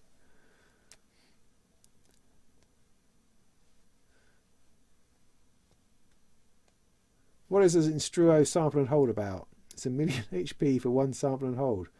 Don't know. What are you referring to? Obviously not something that I've got. I don't know. I don't know what that is.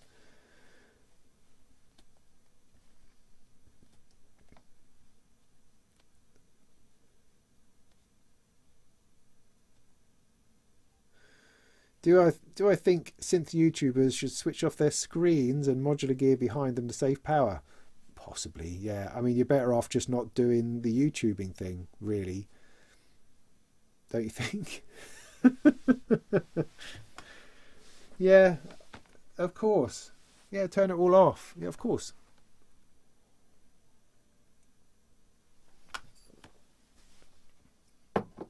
But we also quite like having these things on. It's not an answerable question, is it, really? Should we save the planet or should we make more synth music? Tricky. I mean, I'm very keen to save the planet, and it's a super idea, but but yeah. No, I don't have any stickers to give you for free, mate, because making stickers costs a load of money again. So unfortunately, I don't have stickers to send. I will do one day when I reach 100k, right? On YouTube, when I reach 100k, first of all, we're going to have a festival. We're going to have a festival at my place or near my place where everyone can come. We're going to have a big party. So there will be that, and I'll make stickers. All right, that'll be awesome. God, I think what a fair way to go.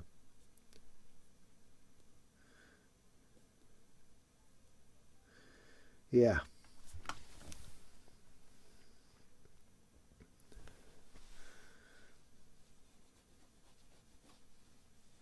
LA Lenny, good to see you.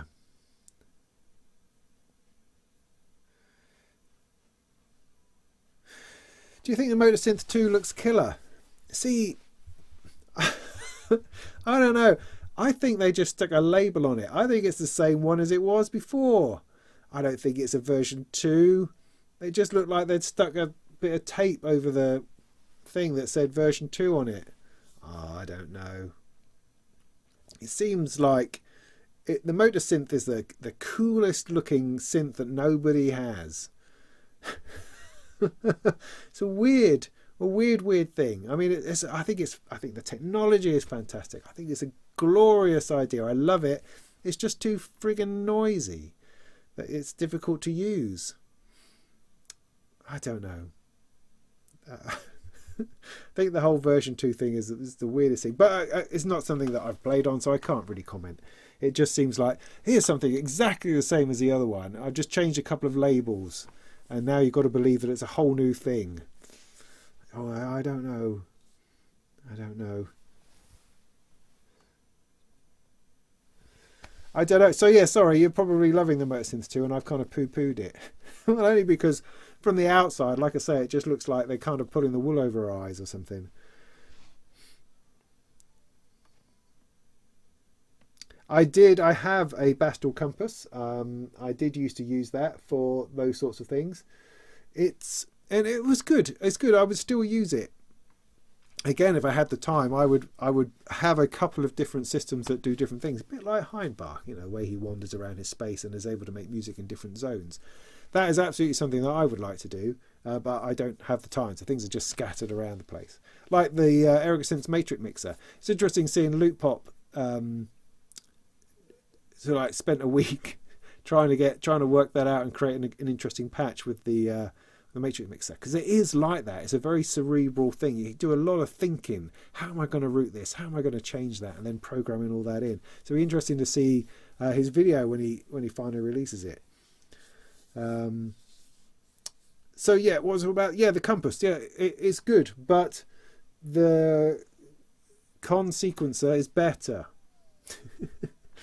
Now, all right. Well, why don't I do that? Because time's getting on. It's nearly 10 o'clock. Let me patch it into a couple of different things, and well, I've got it patched into the Vasalune Vega over here. And the kick drum, I think. So that's probably enough. That'll do. So what I'll do, let's see if I can bring this in without breaking myself. About there, just to try to make that a little bit more interesting. Something like that.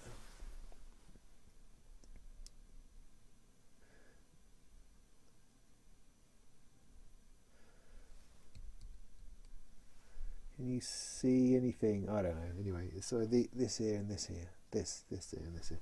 Right, so this is... Now, my understanding of this, of course, I don't know if I understand anything, but this is from Alan Synthesis. Essentially, it's a mini Pi, Raspberry Pi typey thing in here that is running a firmware called Consequencer, which my understanding again is that it's sort of based on grids. So it's taking the pattern generation from grids and giving you control over it. And what you have on one dial is you have patterns, so I can select different patterns, which are sort of represented on this screen, although I'm not entirely sure exactly what it's telling me. But these appear to be kick drums, these four at the top. And as I dial this in, you get then hi-hats and then snares coming up. And there's lots and lots and lots and lots and lots of different patterns. So that's really cool by itself, because I mean ultimately when I'm making modular, I just want some drums. You know, I don't want it to be complicated. I could program it in each time on my sequencer here, which I have done. But the beauty of it is that you can just have a rhythm going and you can change it a little bit and you can add some fills, and that just is a brilliant way of opening up a basic techno set. So let me try to demonstrate this.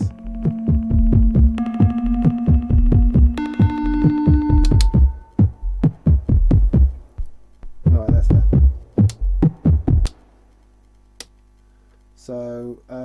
just trying to remember at the moment where, what am I doing? So that should be running, shouldn't it? So that should be making a noise, and that output comes to here, which is this one. It's no longer making a noise. That's because I've only got it on kick, and I turned that off, which is there. There we go. So there's a kick drum, which is coming from these 4 bits here. As I turn this up,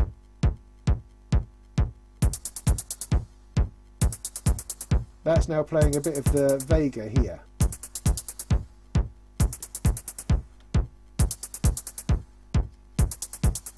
And turn that up again. And there's a different pattern. It's just got different patterns in. I don't know exactly which patterns it is that I'm after. And then there's a snare. And then with this other knob here, I can wind that up. And it puts in a fill.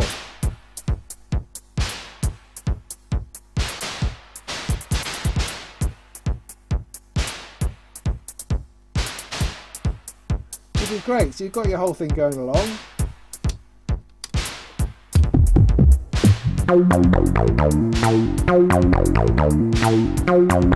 That seems really out of sorts, doesn't it?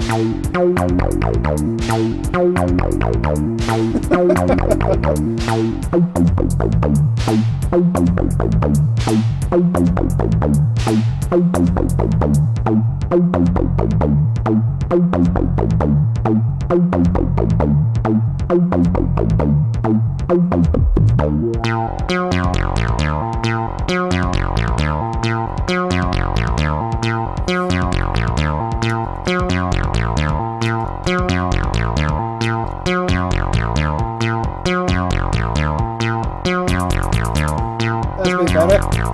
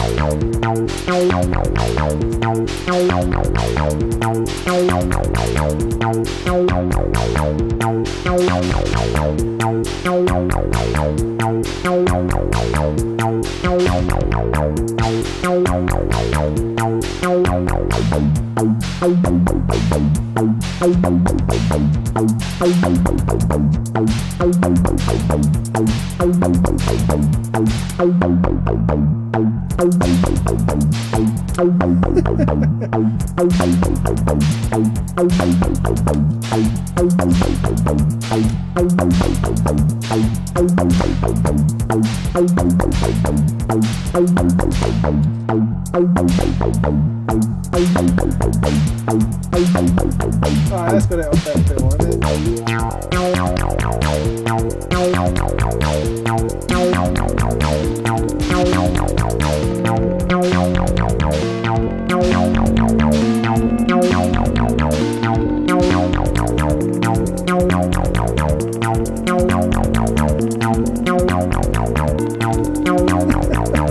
My clock is all over the place.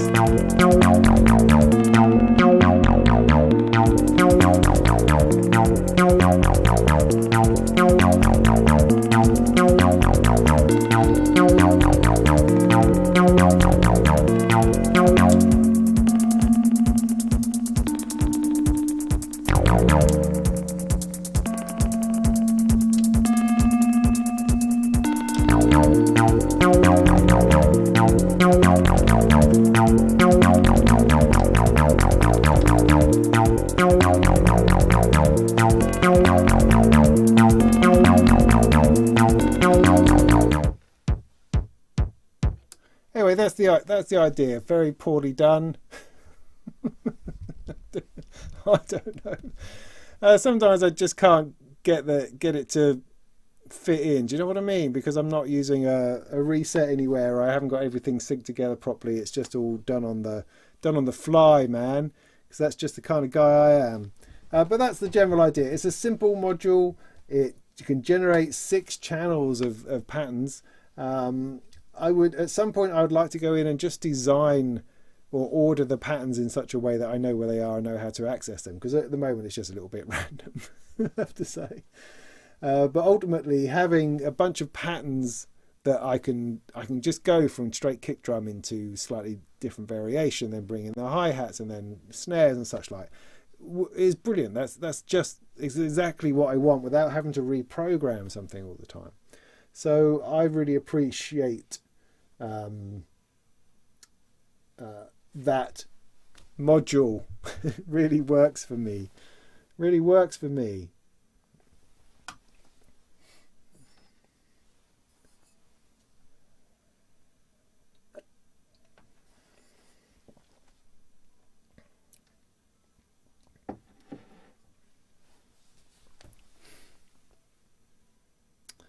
I am running solar panels on the roof of my shed, so during the day I can use up as much electricity as I want because I'm always spilling out the sides. And I would love to have batteries if I could work out how to do that. If I could find someone who could actually sell and install batteries, because that seems to be a flipping difficult thing to do just at the moment, then that would be awesome, and I could be continuing to use that power generated during the day during the evening. That would be awesome. But I can't do that right now.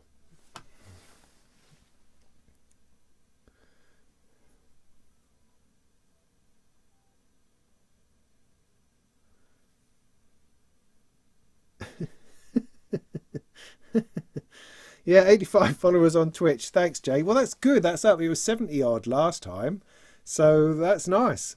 That's nice. But yeah, YouTube's on like 42k, so getting there. It's only taken me 7 years. I'm still waiting for that exponential curve when it just all goes crazy, you know. But it seems unlikely. Do I have any books about music that I would recommend? No.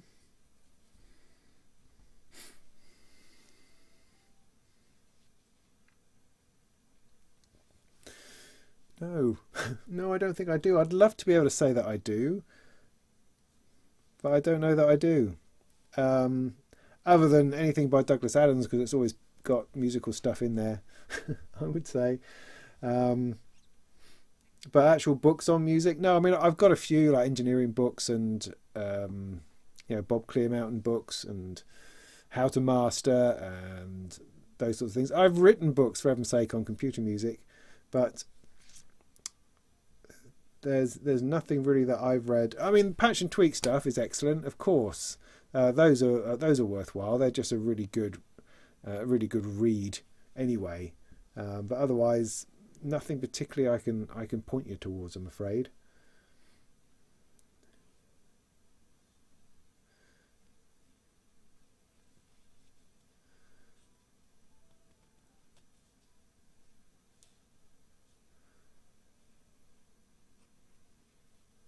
Yeah, what I should have done is I should have done a jam along to the the Johnny Depp trial. Yeah. Oh my goodness. Okay, we're all right. We're all right.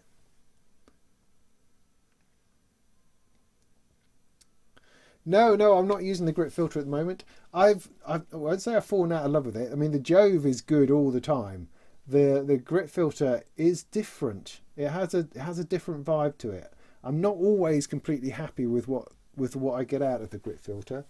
It just depends. I mean, it's one of those things. I mean, what I find often, in fact, is that you tend to find yourself using a module by itself. I mean, particularly when you're doing a review, you tend to use modules by themselves. And when you focus on a single module, you can get all sorts of amazing sounds out of it. But when you're trying to work a song together, trying to work a track together of different things going on, it's much harder, much harder. And the gloriousness you had out of a module when you were focusing on it individually is not always there. It's interesting. It's very. I found that quite strange and almost to the point of being troubling. But also, I think you lose it sometimes. You lose the feel for a particular module, and then you can't work out why it's not sounding the same. I think that's a lot to do with also mixing. and being able to listen to what you're doing properly, which I don't listen very well in here at all because my speakers are actually over there, either side of my computer screen. So I'm never properly tuned in to what's going on anyway. So all the nuance is lost on me, I think. But yeah, it's interesting, isn't it? But then it's different tones, different flavours. It gives very much a different feel to the Jove. But I found like trying to run the Castor and Pollux through the Jove seems to be too much. That works much better through the Grit, whereas the Honor through the Jove is just sweetness the whole time. And that's quite interesting how that works.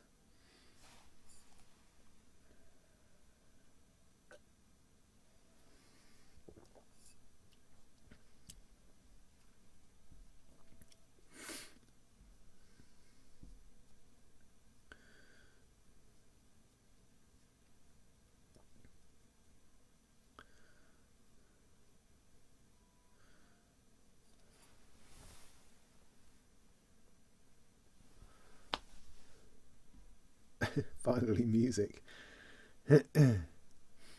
What about the Kicane? I talked a lot about that, Eleni, before, so you might have to rewind and see that bit. Andrew, you're always off for an early night. That's fine. I really appreciate you turning up. That's always good. I hope we run into each other at Synthfest this year. That would be great. Because didn't we do that last time? I think we did, briefly. But we should probably do it and have a coffee or something. I think that would be great.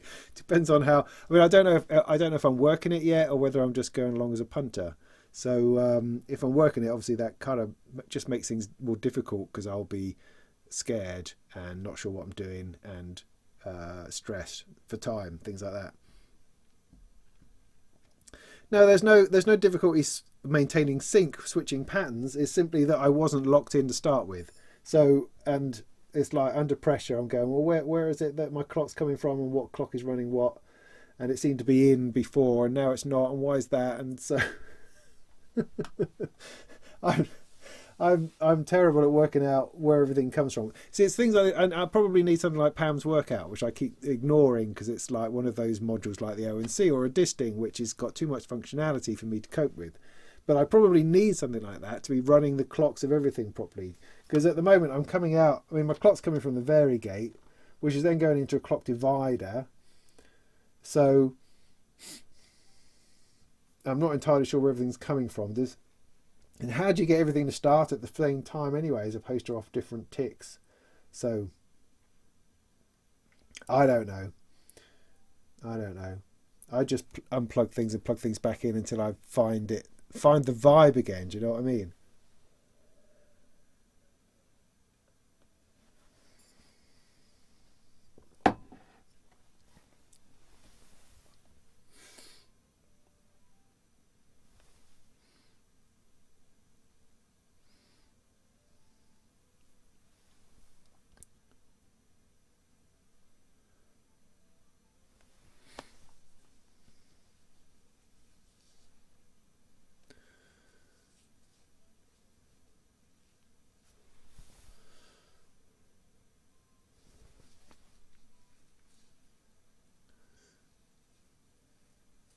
It was. Kicane was providing the kick drum. I can do a bit more of that if you like. Well, yeah, I'll do it as the outro in a minute. Yeah, the Matrix Mixer is intimidating. Yeah, but it's. I mean, I did a video on it. It's probably about a year ago, I think. I spent a good chunk of time with it because it is fascinating. I mean, sadly it's on a shelf over there.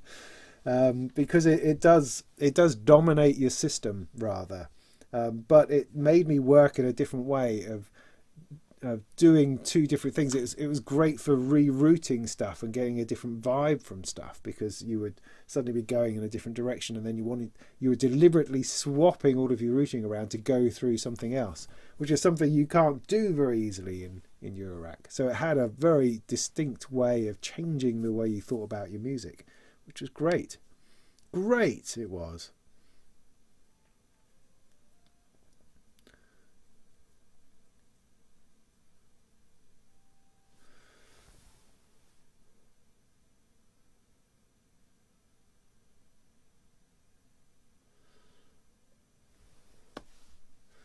Do.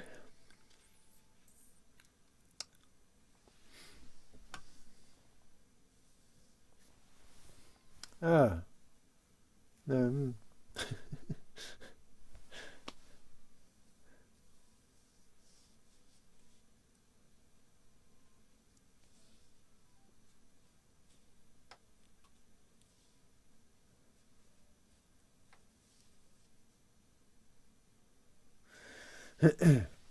Yeah, I wouldn't get the brains for the scope, honestly. It's the scope is remarkably sluggish. It's not really showing you what you're hearing. I mean, if you've got a drone going, the scope is brilliant. It shows you the waveform. But if you've got an actual melody or trigger thing going through, it's so far behind to make you... It actually gets distracting because it's going blub, blub, blub, blub, sort of half a second behind what's actually happening. So I'm not quite sure how... I mean, it's having any kind of waveform scope is a nice thing, visually pleasing, very much. And when I did a lot of work, because I reviewed the brains for Sound on Sound, and I sat at Platts next to it, put them side by side, and definitely I liked having the display. But running the Platts through a proper oscilloscope, like I've got the O tool up there, it was so much better, so much more accurate, on the money, whereas the brains was just like blobby blub blub slouching along behind, kind of ridiculous.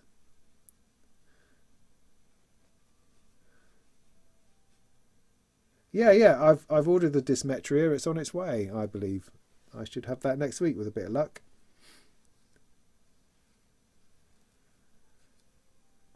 Ah, Disting X has a scope.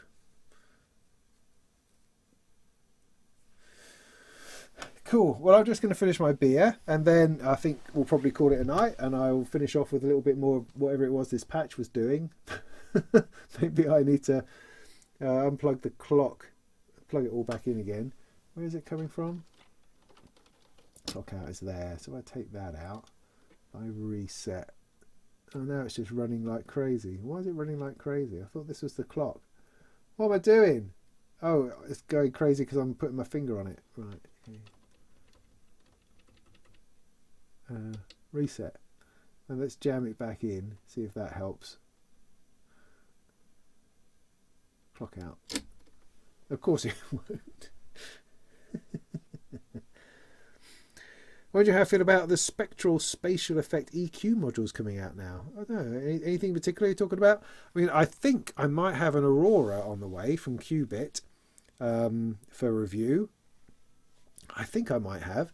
I've been hearing some interesting things about it, in that it's terrible from some quarters. It's not what you think it is. But I don't know. I find it interesting because it's a reverb but different, and I'm quite into that idea. And I have no doubt that Qubit make great modules. They do. I don't understand all of them, but they do make some quality stuff.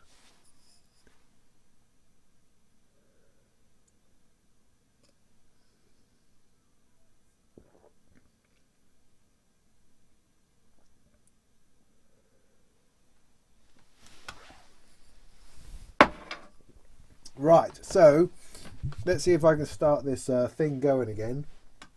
See if there's anything I can do to develop it a little bit. So the Kicane obviously is going to feature. Oops, sorry. Let me bring this over here a little bit just so you can see a bit more of this. Robin Ghost. Ghost? What, you mean Endorphins and Andrew Wang's Ghost?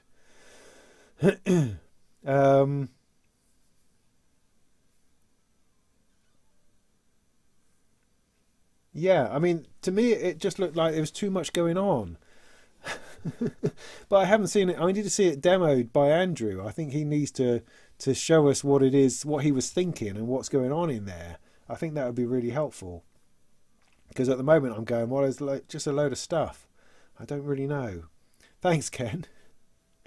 So yeah.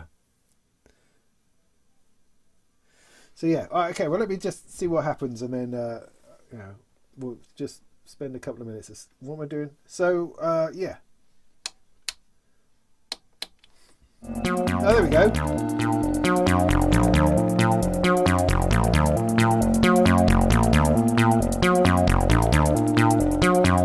It sounds on the money to me now.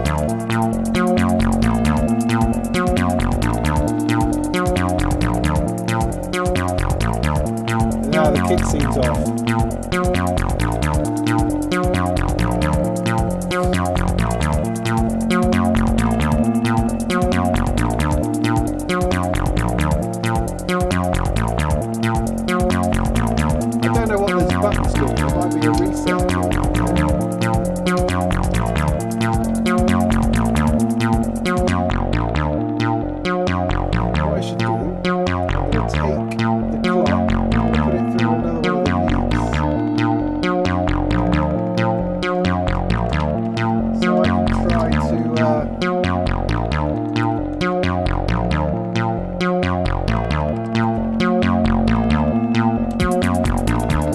Get it a bit more on the button.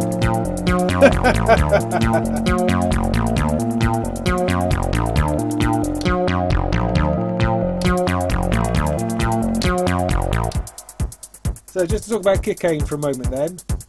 So that's what you can hear, not the hi-hat.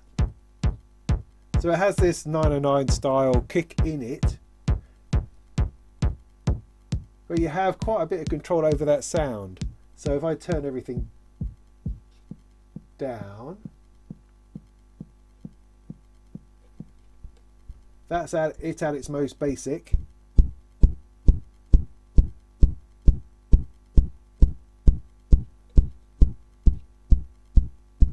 But you've got decay.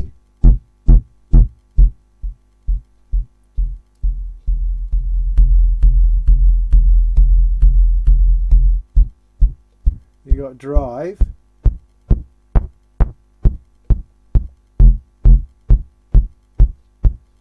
You've got click for that front end. Punch.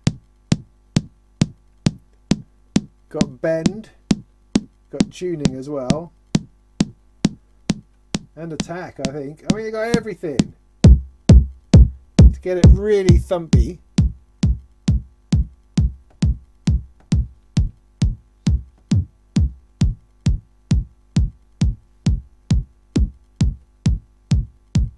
I like it about there, I think.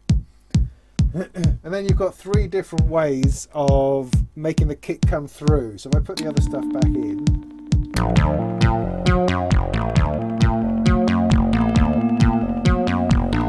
So this is all coming through the kick aid. And I can use a traditional sidechain. I can pump that up. So it's really pumping. Do you hear that? That's sample based, I think.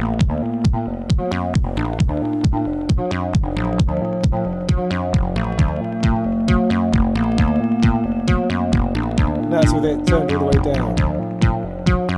It also has a spectral way of doing it, so it does it by carving out the frequency range of itself. And I don't. You know, this I understand, the pulsing, I get that. If I switch it to the spectral one, does that still work? Does it do it the same way? There's the pulse.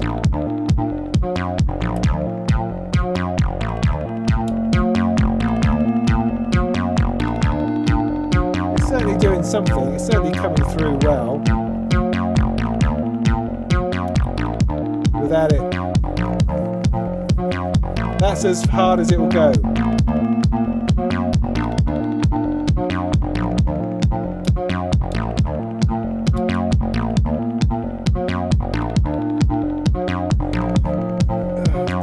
Really?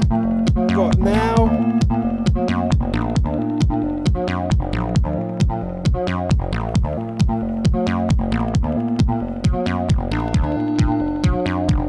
Somewhere about there feels nice to me.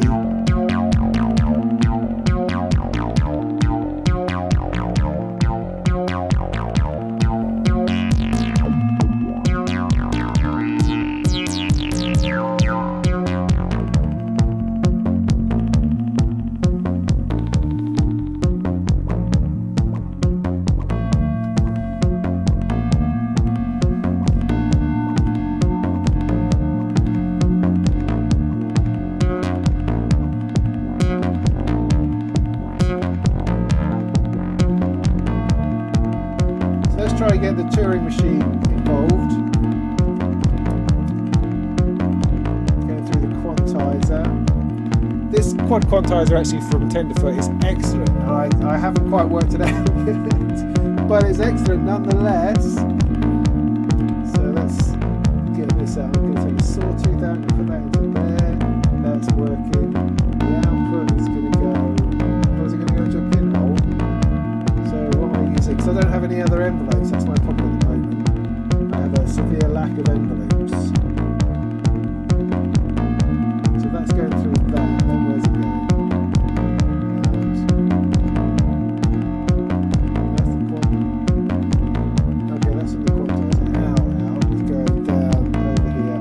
Into there, okay, and then that is going, oh, it's going to nothing, right, so I need to find a place to put that.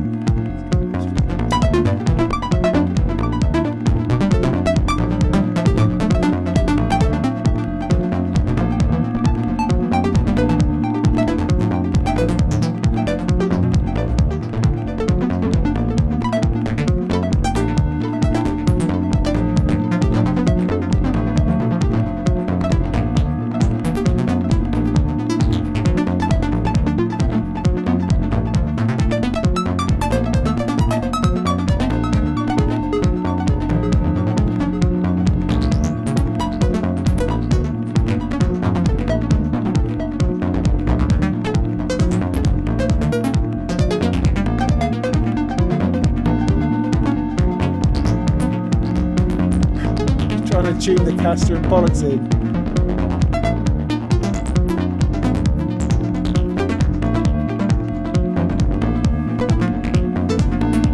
I'm gonna have to stand up.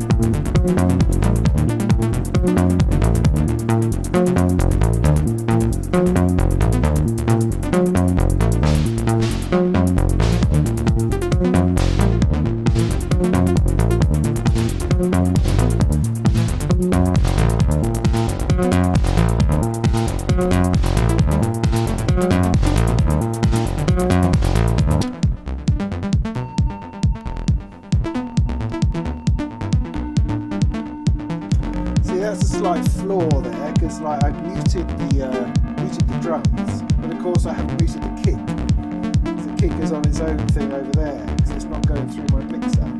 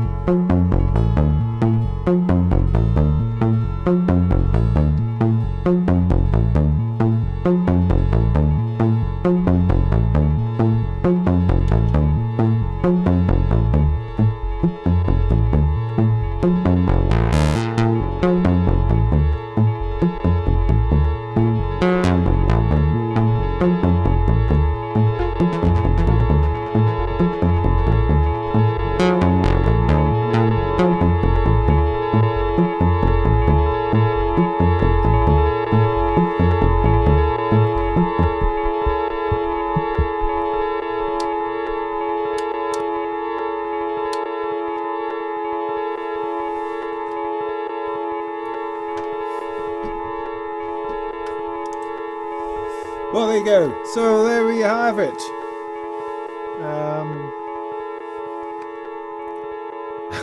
Nice. Yeah, it's always pleasing, the Honor oscillator through the Jove. It delivers every time. It's really nice. I mean, that was such a kind of an electric bass sound, if that makes sense, that I was not expecting. I tend to aim for squelchy acid bass, but that was just really round and nice, interesting. Castro Pollux was, I don't quite know, like I say, I don't always understand the grit filter.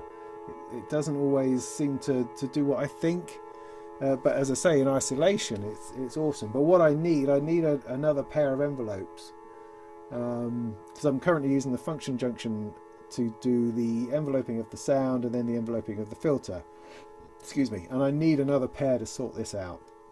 So at the moment I got the Castro Pollux going through a Vactrol, which is alright, but I don't have an envelope to run the filter quite like how I want it to. I was trying to use the Percle, but that doesn't always work again as I expect it to, although it should do. I don't quite understand why it's not exactly, but it needs further investigation, as many things do.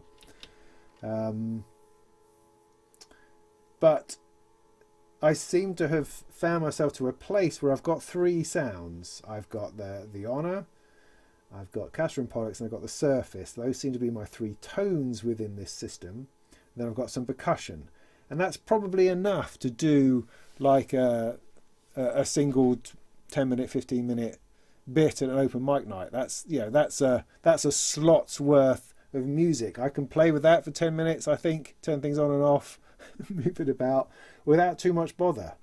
The challenge at this point now is to evolve it so that I can change. I can do something like verse chorus, because it's just doing the same thing over and over again. How do I change that? How do I develop that? That is the continuing conundrum that I'm faced with, if you know what I mean. So yeah, interesting. But I probably don't have the right modules in here quite yet. Like, for instance, I've got the stereo strip, which is nice. It's doing a nice panning effect, but it's not necessarily fabulous for live performance, because the state of your speakers, you're never really quite sure what sort of stereo field you're going to get out of a gig situation in a pub, you know, and that's probably better just to have everything more or less central. So so that might come out. The mutes I've found a new use for when using the Kickane for muting drum patterns. So it seems coming out of this seems like a really good way of doing that. And that's probably better than using the mute on the mixer, funnily enough. That's probably a better use of that. See, I'm never done, never satisfied, never sure what's going to happen. But thanks, nice comments, thank you. That's great. I can pull that sort of thing off relatively straightforwardly now, which is quite something. But I'm probably going to have to leave you because it's getting late. We've been here a long time. Any other burning questions?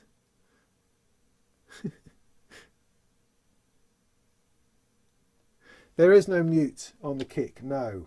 So I'm muting my pattern going into it, because there's a trigger input, obviously, so I'm going through DivKid's mutes in order to... See, it's still there. I've turned everything else off, but the kick is still going. So I muted out there. A mute switch would have been good, I think. That's probably the floor, I would say. That would make it... That would ace it, I think. But you've got a level knob, so you know you can turn it down, turn it back up again, turn it down. So I put that on, turn it off, you know. So it's achievable in lots of different ways. This is modular, for heaven's sake. So there's 100 different ways you can do everything. All right, need to go. So thank you ever so much for spending time with me this evening. That was nice.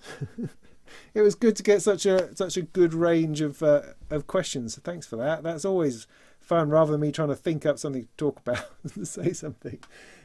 Questions are appreciated. I also appreciate the weirdness in the delay between the chat and the answers to questions. It's just something that we have to deal with. Europi also has a CV recorder script. Yeah, interesting. I don't want to get into it too deep. That's the thing, because then it becomes an ONC, or it becomes a disting, it becomes a PAMS workout. I want it to just give me those patterns in that small space that it is, you know. And I want to spend a little bit more time in there so that I can just pull together exactly the patterns that I want for a particular set. I think that would be good. Good. Get a looper, yeah. Funnily enough, I've just picked up a guitar looper because I'm playing a gig in the summer in the Village Fete, playing a bunch of tunes with a little with a pianist and some singers. But they want me to fill in with incidental music. I mean, obviously, I could take this along, except I don't think I'm going to. So I've bought a looper pedal for my guitar, which is something I've meant to do for 30 years, you know, but finally got around to it. So I figure that I could do a bit of that. And also a looper pedal might come interestingly into stuff, particularly if I'm playing with desktop synths like this. Having that kind of thing knocking around might be no bad thing. So anyway, oh, we got Naked HD Fun back again. Well, that's just awesome. I mean, does this really work? Do you find that this works for you? Do you find that throwing these things into the chat scoops up clientele for your naked girls? Does it really? It just seems nuts. Anyway.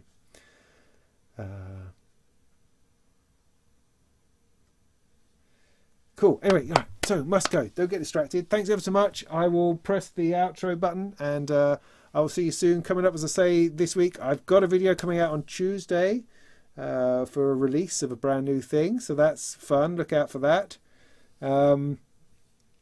Then, so I've got a bit of work to do. I'm going to try to get stuck into that Behringer 2500 and then a bit of Deckar's Dream just for fun. So those things are coming up soon this month. So that'd be great. So in the meantime, go make tunes and that'd be super. Thank you. Bye.